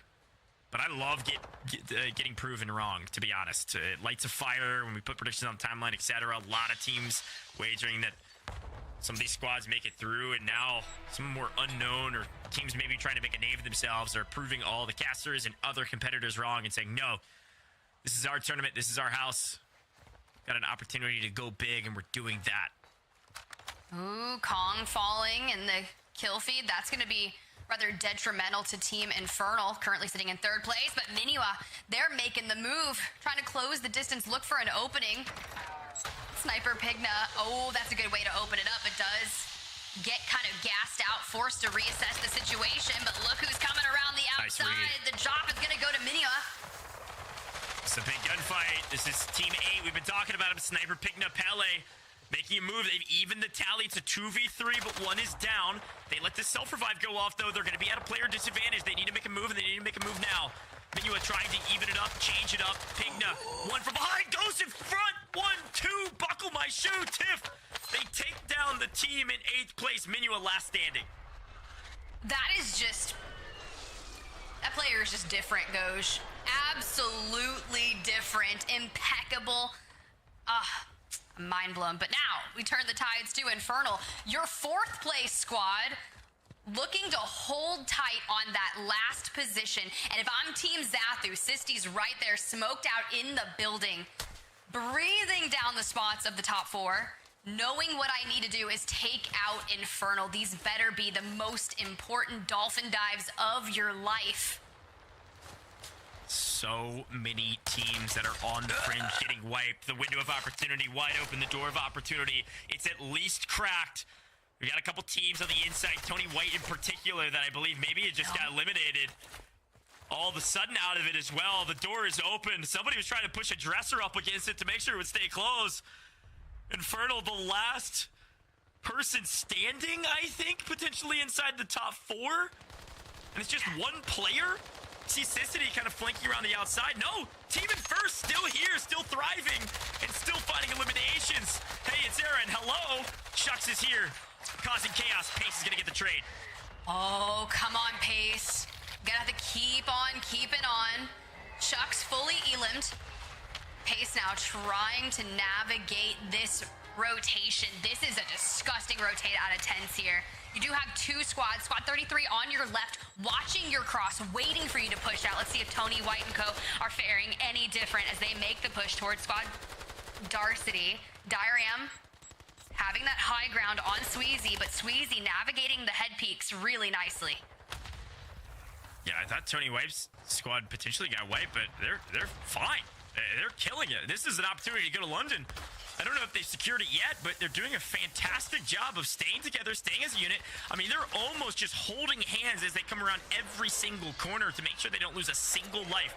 Player advantage is everything in these final circles. We're already down to the top 14. Do they have a ton of kills? Likely no. But if they drop a win or a 1.8 multiplier by getting top 5 and have, who knows, pushing 10 total, that likely will secure their tickets to London. Some massive moment for this Tony White squad, and there's a couple other teams breathing down their necks still in this. You see King Benji this team can make a move. They gotta have a lot of kills though. 17 seconds left, and Morpheus and Co are going to have to rotate off the high ground. You can already see them starting to wrap further north. There is a squad, number 41, still up in that direction, but I would rather navigate through the dunes as opposed to kind of pushing into where all the teams are. But you can just see they're going to have to be able to maybe play on the oil rig itself here. But this is about to be Tony, White, Sweezy, and Co. This is such a hard position to be in. Robstar making the issue, and you're a squad wipe. Team Tony, they are out of the lobby in 4th place. Anything can happen here with the last 11 squads. Robstar goes big. His team was, I think, in like 20th going into this last map, so would need an absolute monster. Certainly possible, but very unlikely. But look who is still lurking in the shadows, rather up on the hill in the sunlight. It's Morpheus' team. Rangito inside the top 10, trying to push the equation. Needs top 5 for the 1.8 multiplier. Sissity still in it with Rakes. They were in top 10 as well, pushing for the fight, but Rocket's going to say, this is my tickets to London. You will not catch up. Not a chance in hell. Rocket will go down here. They have center zone. They're staving off every advance. Tiff, Team Rocket, by far the most consistent team on the day, and they're not going to stop here going into Game 5. They are making sure they are on that plane. They are crushing dreams here as well. Rocket falls, turns around, Morpheus trying to connect. But if I'm Team Tony White and I slide by based on the fact that they just took out Team Zathu, I am buying Team Shuck's dinner. Or Team Rocket, per se. That's right. Sharpie D pushing the fight here against the team at the top. Big moment for ядer. This is another team that was close, but they're going to need a big one. Sharpie in trouble. ядer now with 1 HP and gone. Will it be enough? Likely no. The final fight coming through here. 3 teams left, and it's a 2v2v1. Robstar, the lone soldier, against 2 duos, and hello, night vision thermal. Getting shot in the legs, not going to do enough, but Rob at the very least knows somebody's looking at him. Now Dan and ядer on the other side. Squad 49, Team Good God, last standing there as well. Now they have to push forward and take the fight against Morpheus and Zakar. It's Team ядer, Dan, Good God, Warzone stalwarts, been around the block for a long time, facing off against the teams at the top. The team with a lot to prove, a frustrating loss by a tiebreaker to make it to London in stage 2, looking to close it out. They get 1, they get the second. Congratulations to Team Rocket. We'll see you in London. Tiebreakers, caster curse, throw them out the window. Bad juju, you owned it, you claimed it, and you took it with you, and you won that last map. Congratulations to Team Rocket. Flawless execution throughout all day today. Tiff, we said at least one team's got to be perfect to make it. That team was perfect. Their zone calls and predictions, their positioning, we got to run back the victory moment. Zostało 0.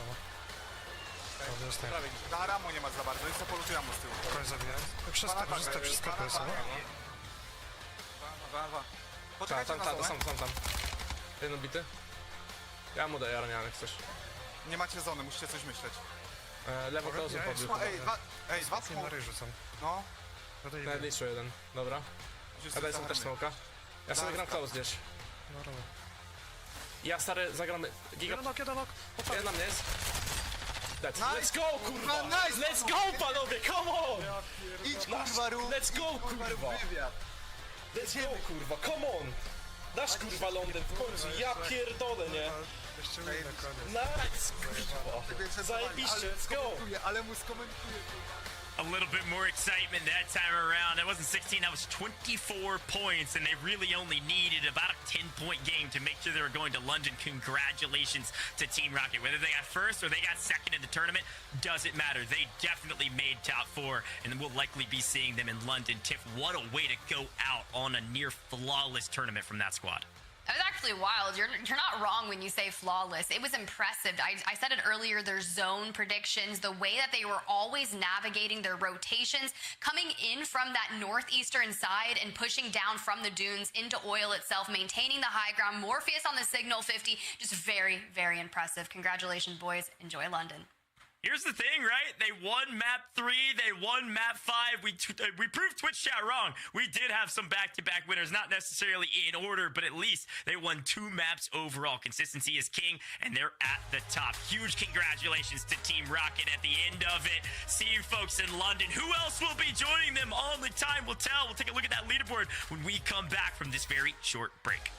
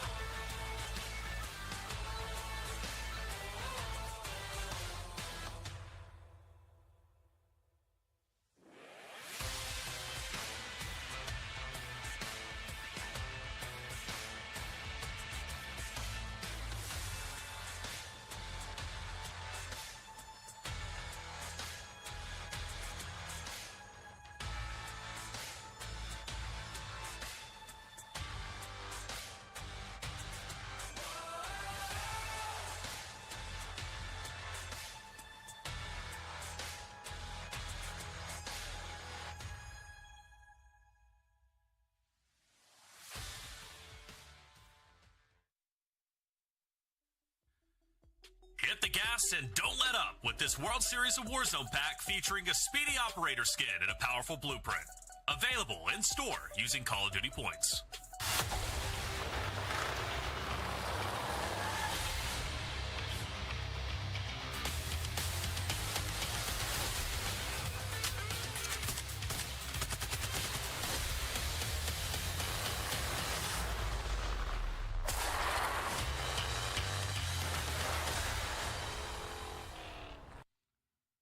Free games and in-game content such as the Rat Pack with Prime Gaming. Visit gaming.amazon.com.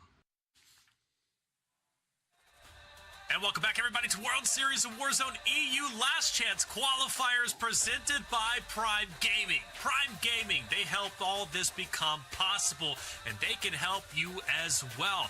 If you would like to get free games and in-game content with Prime Gaming, use the command in chat now, !Prime Gaming, to get set up and all the information you need. Once again, !Prime Gaming in chat. Well, there it is. 5 games down. We've reached a point now where we are getting closer to knowing who our top 4 teams are going to be. But without a doubt, Team Rocket should very well have secured their spot, their dream, as they were so dominant throughout the entirety of today, all 5 games, including winning the final.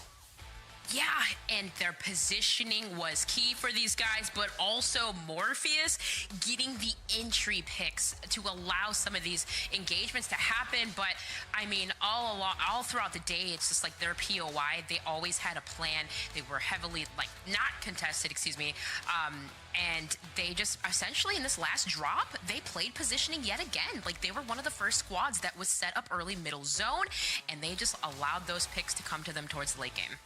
But let's bring it down a little bit and talk about one of our favorite teams. Well, I can't speak for you, Enigma, but we talk about them a lot, Pentagon & Co. We were excited to see them dominate in game number 4. It brought them into the top 10 position. Unfortunately, game number 5 just did not go their way. They dropped in top 30. Yeah, my heart goes out to them. They do indeed come 37th, I think, in that one, with just 2 kills.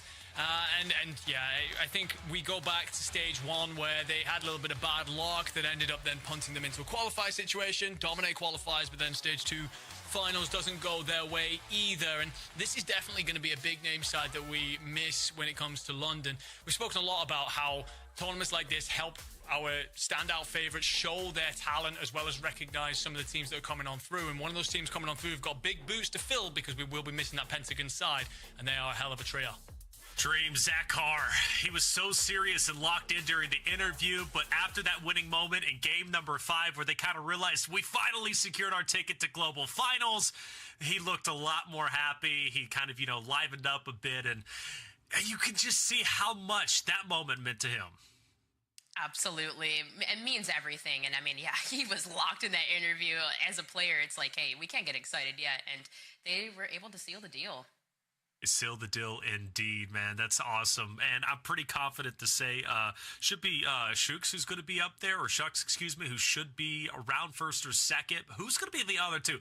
That's my biggest question. But let's recap today because we had a lot of great games and a lot of great moments. And you go all the way back to map number 1 where we saw Fluxery, Quicker, PD, right, kind of take it all. They didn't have the highest scoring game, 28 points, but it set the precedence, at least I thought, where they were going to be one of the most dominant teams to take it. But Enigma, the biggest storyline, at least coming from drop number 1, was, of course, Nova and them, right? Nova was the second place winners, or excuse me, second place finishers. They finished, I think, even in first place after such a big scoring game, but then they kind of fell flat as the games continued. Yeah, I think we've touched on it a few times, but definitely a case. So, for example, I believe it was Deki who had 12 kills at the end of map 1, if I'm right. We're still looking to tally up a couple of the points and a couple of the kills, so we're not fully there yet, but currently it's looking like Deki finishes on 16. So just 4 over the other maps. And obviously that's just not a standard that's going to get you on through to London. They are a team that is definitely capable of going on to win our wildcard map without a doubt, so don't rule them out just yet. But something that was going really well for them in map 1 did not happen throughout the rest of the afternoon at all. It's a relatively underwhelming performance for such a talented trio. Dream, something you brought up from that map number 1, though, was talking about zones and the way that they were pulling. We started to notice with the Signal 50, right, getting a bit of that buff. We knew it was going to be meta. It changed the way teams were playing, and it almost forced, or at least gave the option for teams wanting to play a bit slower setup early on to be able to do so. Yeah, you'll like, especially when you're looking at the zone and you're like, okay, there's a water zone here. Yeah, how do we set up? You see teams like constantly repositioning around the map to get comfortable. But that's the one point that you don't want to put yourself in, is to where you're constantly having to regain in these moments. And I mean, for teams like, obviously, Team Morpheus, they're one of those squads that were set up. So if you're a team that's needing to regain and you run into a squad that's posted up already, yeah, it's going to make things difficult. And even leading into this map number 2 reflections, I was like, why is everyone at port forcing these early engagements? Like, you don't need to force fights. Essentially, obviously, you do need kills, but sometimes they will come to you. And if you're a squad, obviously, that needs to stay alive, if you are in that top spot, you don't need to fight those. You don't need to force them. You don't need to force the engagements. That's right. Well, I tell you what, there's going to be a great example when we talk about Shucks in drop number 4, right? Not forcing engagements, because those kills kind of came to him. But for game number 2, it was all Pun Kill, right? Who ended up taking this victory, an invited team, and making good use of that, at least for game number 2. 24 points, not bad. We did have a chance to interview Pun Kill right after this game to win Enigma. And one of the things he said is like, look, we had to constantly recover because we were finding ourselves in a gulag. We were finding ourselves losing each other, so we had to go for the rebuy, but throughout all that struggle, they still managed to get a victory.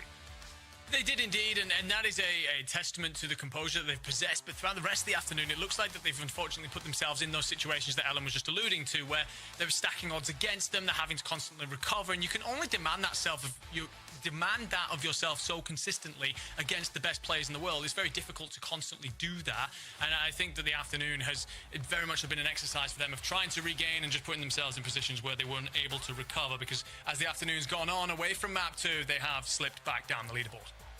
Slipped down the leaderboard, but still not a bad win. Now, map 3, this is where things start to get fun. This is where we started to see Team Rocket really start to take ahead of all of the competitors stream and really started seeing that at least consistency that we had talked about so many times before, and also a chance to talk to Zakar and get his insights about how they were feeling after being so close to qualifying last week to this week. Yeah, most definitely. It didn't seem like, of course, he was too excited because, I mean, we were kind of speculating that in this map, there were other teams that got way more eliminations than they did. And we were like, we're not really sure where that's going to put them, but they still were able to keep that top spot after this game. And roughly around this, too, we were like, for those teams that are in the top spots, okay, what are they going to do? Are they going to position? Are they going to hold? They're going to try to do everything they can to stay alive in the final zones. But for the teams in the bottom half that needed to catch up, we saw a lot more teams playing more aggressive, and one right there on your screen. Squad number 23, Scafology, I believe he picked up so many kills around City, and you saw just teams locking it in the high ground positions. Now going back to your point tree, you talked about not forcing engagements, not forcing engagements, waiting back a little bit, maybe waiting for an opportunity to open up. And a great example was this game number 4, the highest, at least point game, I think, Enigma, that we have seen yet today, and might very well for sure have seen, because at least game number 6 isn't going to flow the same way. But 58 points on top of that. They kind of let all the kills come to them, right? That was one of the biggest things that was hit on when we had a chance to talk to Shucks. He was like, look, the kills kept coming to us. We popped the UAV, saw all the red dots, and, well, there's everybody. Yeah, 100%. They get off to a solid start. I think he spoke about how the team were already up to about 15 kills before we start to get to the laser circles. So they just hit the water and took a bit of a gamble and let everything else unfold around them, played for placement points, and eventually just let it get into situations where they could then take gunfights. They didn't want to push up out of that water because the team was holding main building. I believe that was Ranjito and co. And in that situation, you can afford to. You can go, look, we're already quids in here with our points. We don't need to force this fight. We can back on off and let that come to us. And eventually, the circle pushes them in towards the beach, but they have an angle at that point that gives them a favorable fight, and they go on to see out the map. And quite frankly, the fact that they pick up this, 58 points? I think in this one map, they pick up more points than, 32 teams combined throughout the whole afternoon. It's ridiculous. Well, they go from 28 total kills for this trio, right? They only get 28 total kills amongst the first 3 games. Game 4, they get 29. I mean, that is just such a change in pace, and quite literally the reason why they might be going to global finals because of this game alone, which is nice because we talk about that storyline. But it's time to look at our standings, and there it is. Team Shucks is going to be in first place off of that massive game number 4. They lock in first. Team Rocket in second. Inferno, good to see them holding on. And then for my old heads out there, we got Tony White, big 32-year-old himself, making it through. Love to see that. And the new addition of Spaz paying off big. 0.6 points, Dream. 0.6 points. Zathu barely missing the cut. Crazy to think about. And I mean, we just saw it on the screen too. You have to wonder if that one pistol engagement, oh my goodness, 0.6 is absolutely insane. But for Tony White and his squad, who just recently made a roster change, I did not have them in this spot. I really did not think, losing Dan the Man, I did not think they would make it here. But sometimes, even if you have a top fragger that can go out and get all those kills, chemistry is what matters. You don't want to go down early, and sometimes that's what happened with that squad. Enigma, you gotta weigh in here, buddy, because we've watched 5 great games. That's your top 4, but are there any heartbreaking losses to you outside of Zathu? I think I look at a couple of teams, for example, PT and Co. They win map 1, unfortunately finished 7th. Zagool and Co. They finished 10th, and they were our stage 1 European qualifier winners. Have been kind of on the edge all the way through the tournament. So one of those teams that's kind of always around the bubble and just missing out. And unfortunately, again, just there. But we're not over yet. Job's not finished. Job's not done. We've still got one more map. So hopefully some of those heartbreakers can turn into something as we finish things off. Well, that's the thing. Finish things off. And we are about to finish things off. That's 5 maps down. And if you guys are just joining us, right, LCQ is a bit of a multi-stage. The wildcard map is going to be coming up next. There's still one more spot in Global Finals for EU to be earned. But who will it be? So for your favorite teams out there, may have not got top 4 over the 5 games. They still have a chance to qualify, so don't lose hope. We're going to take a quick break. When we come back, wildcard match coming your way.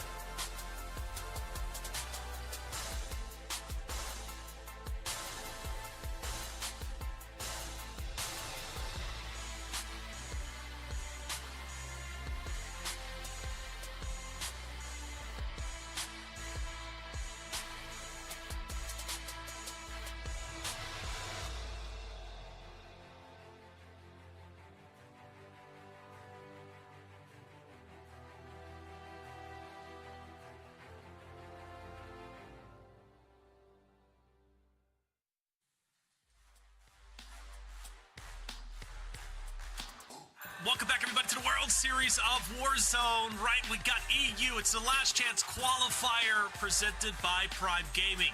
Comes down to this one more game, and what a big game this is going to be. A lot to talk about, Dream. I want to go ahead and hop right into it because we've been hyping up this final game wildcard match, right? Points they don't matter anymore from the previous 5 games. What matters is simply, well, I say simply, very loosely, but winning the game, right? What do we see? Because the play styles that were working before are not going to work in game number 6. Listen, I have a feeling, okay, I think you guys have this feeling too, that the game is going to severely slow down because players obviously want to stay alive. You don't need to force anything at this point. Last one standing. Last one standing. That's the best way to put it, Enigma, right? Last one standing. Who will it be? And it could be anybody. Okay, you got 46 trios. It was 50. The 4 that we know have already qualified have moved on. They can now watch and kind of enjoy it for themselves. But now 46 teams, only one winner. How do you play it, man? Because, like, for me, I'm ratting it up. Now, if you want to play in the water, this is the time to play in the water. Yeah, I mean, first of all, just touch on Alan's point. I think this is definitely going to slow right on down. I think this is going to be snail's pace all the way through. That Signal 50 being buffed recently is about to make our meta very, very, very sniper heavy. But all the same, looking forward to it. As soon as I heard about this idea of a winner takes all at the end, my mind was blown. But yeah, I'm definitely slowing it down. I'm backing on off. And one of the beautiful things about all of this is that it doesn't matter if it's Zathu, who's currently missing out on going to London by 1 kill, or Team Weeman, who've only picked up 6 points all afternoon. Sorry to call you out, boys, but that's just the truth. You can still make it. You can still go there. Nothing else matters through the afternoon. I just love it. I'm really excited to watch those end circles take place. But the way I'm playing it is 100%. I'm backing on off and finding every bush I can. So, bush, right? Bush Wookiees. It's kind of been a theme. I've heard Spider Tip say bush Wookiees. I love whenever she brings up mountain goats, like, or a billy goat. Like, oh, looking like a billy goat, mountain goat. And maybe we have more times to hear about billy goats, mountain goats, and bush Wookiees, because all that's going to be a thing. Let's bring in our 2 casters. We got Spider Tip, we got Goj. This is big, right? Map number 6, totally different from everything we have seen throughout the World Series of Warzone. So without further ado, let's see how Game 6 is going to work. Let's see how this wild card event goes. It's going to be wild, right? We call it wild. It's going to be a stroke of brilliance from one specific person that can just outlast them all. Goj, it's very similar to Survivor. So here's the thing. It is similar to Survivor, and I like this style of play every once in a while. Now's the time where you need to be that dirty rat pack that you can go pick up the skin. I wonder if some of our teams even changed to that skin, if they already picked up that skin before going into the lobby today. We're going to have several tweets cycling through. Looks like Reflections is saying it's going to be Pentagon. Every kill matters. It's certainly the case. That's what I was talking about with Zathu's team. They might have to win it here. They don't make London by 0.6 points. Hopefully fate is on their side this time around, Tiff. Ooh, Twitch poll saying Ratty hide until the end, 77%. Caddy get aggressive, 23%. All right, I like 77% of you. I would be ratting as well. And honestly, a good way to approach this, Goj, is maybe completely split off from your team or sit by at least one of them. That way, if you get pushed by a solo, you guys could, like, kind of work together and stack it. Or are they not allowed to sit in a Discord call with their team? Like, how's this going? I don't know. You got a full team of 3. You can play together. It's the last team standing, so you're going to work with the team, certainly. It's just a matter of where do you go from here, right? Like, you got to think about the circle. You need to hedge your bets. You're working as a unit. Like, you got to take every... I mean, this is like simulating real war. Like, you're checking every corner, every wall, every building as you rotate to cover. You need to make sure you have all your resources. We're talking smokes, we're talking self-revives, we're talking durable gas mask. We're like, okay, we need all the information. We need to make sure our rotations are correct. Like, you don't need to play like normal World Series of Warzone. It all comes down to that minutia to mitigate RNG. Tiff, we know there's RNG, there's randomness that's in this game. You have to mitigate that RNG with good decision making. So we'll see how some of these teams use that decision making to their success. And it looks like we're gonna have some contested drops off the rip. This is potentially a fight for London at the very beginning of this lobby. Physic winning out. Oh, Physic, Porky, Luciano. Nice way to win that engagement there. I thought they were going in on solo, so to see them in trios, this makes things a little bit more ideal for me here. Yeah, trios definitely working together as a unit. Yes. Last team standing wins. Now, you might still want to do that strategy. I'm not going to actually totally throw that out the window. I think you could split and make sure that you don't get full wipe. But here's a look at Vehicle Obviously, CDL Talent didn't end up performing well enough today, but they could do it here in the wildcard series. And I know a lot of people are saying the same. Like, I think some people are saying of all the teams that could win it in the wildcard game, like, Vico's got the gunny to do it. The problem is map knowledge. I think map knowledge and decision-making on rotations and circles is going to be the key to success, not necessarily your gunny. We'll take a look at the circle, somewhat similar to what we saw during the first 5 games, a little bit further bottom right this time around. Tiff, I'm not sure where we'll go from here, but maybe airport? That would be cool. Airport would be a wild one. On board right here with Ben.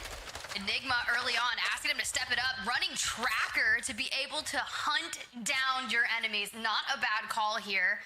I like that for them. They're able to find out and eliminate that player. Running as a complete trio stack. I like it. Jump on over to Sawa Village. You have Nobu, Spartan, Bling, CJ, and Chow kind of isolated out, spread out. Like, I mean, at the Bermuda Triangle over here. It's not a bad call for them. Yeah, some of these teams electing to play pretty aggressively here. And again, it is last team standing. You could just grab the final kill, and that's the only kill you get all game, and you could make London at this point. This is everything on the line. Tiff, I don't know about the highly aggressive starts, but at the same time, you didn't know where somebody else was going to land. If you said, this is our POI, it's in the circle, this is what we want to command, another team's contesting you, you wipe that team, you could be free and clear until like mid to mid-late game. Oh my gosh, if this pulled all the way north of Tarak up to Oasis, I would be in like the mummy tomb hiding out underneath the sand dunes. Zathu and co, typical rotation for them, grabbing the Hummer over here at high rise, rotating on out. Kind of scary putting all 3 members of your team in a vehicle though, I'm not gonna lie. All it takes is one RPG. I saw it in scrims, an entire team got wiped doing this exact thing because an errant player had an RPG sitting at this gas station. I mean, it was a near identical play, so doesn't look like history will repeat itself. It looks like our Maze squad, the Reverse the Curse squad is what I'm calling them. This is the team I shouted on the timeline, now claiming them as my team that I think could win it all here. Potentially, they didn't change anything. They went to Observatory and were contested by Mubisti's squad. There are so many variables in this that it's hard to even cast, Tiff. This is almost just like, we're just watch partying this final one because there's not like free and clear strategy on it. This is how you win a game of Warzone. There's micro strategy, sure, but it comes down to like how the rest of the players in your lobby are playing, and you just have to be able to make adjustments on the fly. I would almost say the team that wins this is the team that can adapt the best.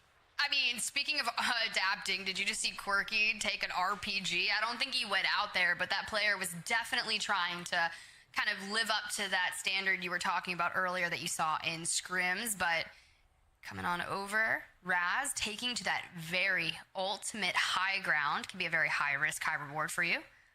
Prone, possibly with the Signal 50 in hand. You can see Showstopper just across the way in Ulix. But they are just having immense trigger discipline here because Onkyo is going to be rotating it in. Oh, thank God for the parachute, my man. I wouldn't have been able to do that. Yeah, that's the thing. High ground position is helpful. You get some information.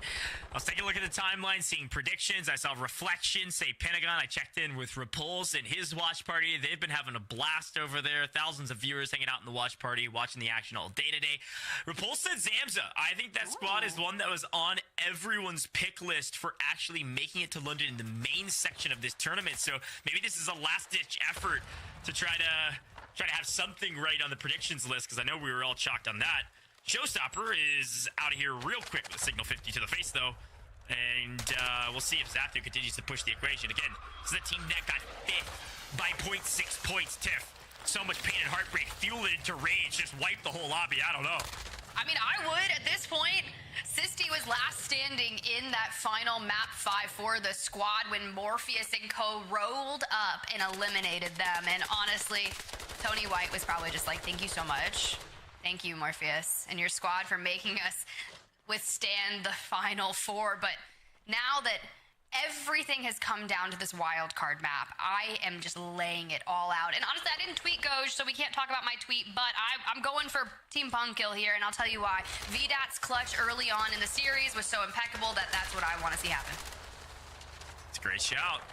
Certainly a team that can do it. They've already shown that they can win a map. They did it earlier, so Yeah, I like this strategy, Tiff. Talk to me a little bit about this. We're taking care of the Juggernaut and some AI here. I mean, look, I don't know why that just stressed me out so bad because you never know what is going to happen when you go up against the AI. Sure, they've been tweaked a little bit, and now you can just make sure you get all the rewards from that, and I think that's a strong move to make. But when you've got teams that are kind of nearby, they're not really pressing the issue here, you should be relatively uncontested while completing this. Yeah, I've been able to kind of wipe some of the teams or at least scare them off in this area. And keep checking in. More squads across the board. We have one team officially, by the way, that has been wiped out of this lobby. Again, we started with 46 because, well, the top 4 teams, they don't have to play. They already made it to London. So 46 squads dropped in, 1 team out. Still 45 teams left. Des called it up perfectly. Yeah, of course, this is going to play a lot slower. Mostly because you don't need a single kill, except maybe the very last one to make sure you win the game. Every time I see 3 people in the ghillie suits, I just think of the gif that Ebates always tweets out when they're ready to go, and it's just these 3 ghillie suit men just, I don't know what they're doing, dancing maybe, but regardless, you're gonna have to dance, dive your way through this map. 45 squads up, 8 minutes into the lobby, Circle 2 about to close, and Skims, Joshi, and Bonzi making a move here. Got a team in their sights. Take a look at the circle. Some teams favoring the outside, some favoring dead center. Take a look. Team 48's out there, isolated in Hydro by themselves, having to rotate in. A couple teams kind of taking the slower pace strategy mid-center. I mean, of course, you can harken back to the solo YOLOs. I know Chow won that for the EU side. We had Scump, of course, win the solo YOLO way back when, and did so in a pretty aggressive fashion. You're not going to be seeing Riot Shields this time around in the ranked playlist, but Scump was able to do it without it. That is true. That is a good shout right there. Stronghold on your screen. Pella and Co. Trying to stay alive here. A lot of nades, explosions, streaks being called in. Velix trying to disengage and go into a nearby building as well. Sniper Pigna, though, probably trying to get up to the high ground post this streak so you can maybe look for early pick. Here we go. Pretty decent team fights going on right here. It's interesting because solo YOLO, I think there was a lot more running away. Yeah. Like, I mean, I guess because it's a solo, like when you're a team, you think like you're pretty confident in your squad. Like you made it here to LCQ, you fought through several different qualifiers to make it here. Potentially made it back after getting eliminated with an invite spot. So you're confident in your trio to win team fights. So maybe that's why there's a lot more fighting. But I will say Tactical Brits team actually bailed out of this fight. There was kind of a 3-team sandwich. And they said, yeah, not worth our time. Let's keep rotating. Don't need the kills, just need to stay alive. So sure, high ground position and observatory is nice. You got a lot of information. You can rotate just about anywhere on the map, but you don't need to take the fights if you don't have to. So you're going to see Zanx just hang up here. You don't have to shoot down at Vico and Nvidia, who have also been in observatory since the very beginning. Let those 2 teams fight. I mean, so long as it's in circle, you can just kind of lay up there, bide your time. You mentioned Tactical Brit earlier, just found a good knock onto a neighboring team that was rotating through. Vikul and Co., I don't hate it, right? Just sit in the building. There is the team that just rotated up onto them, and honestly, peep this. This is the way to be. It's the way to be indeed. In zone. Not having to take any fights. Hey, we're in Europe. Let's make some tea here, huh, Tiff? I did just come back from London. I bought a ton of tea, Goj. Yeah, that was like the one thing that I was like, I'm going to bring back like 50 different blends. I don't know if there's 50, it's probably 10, but it seems like a lot. I think we sip some tea at the top of the observatory and just wait for the next zone to see what we have to do. Obviously, there's always a big worry that we're hanging out in the high ground, team on the low ground. Oh, we're pushing a fight. Wait a minute. We're having some tea. All of a sudden, Pika says, peekaboo. Vikul popping through the front doors, pushing the fight. They got a knock. They're going to take care of that player advantage. One less team to worry about. I respect this aggressive push.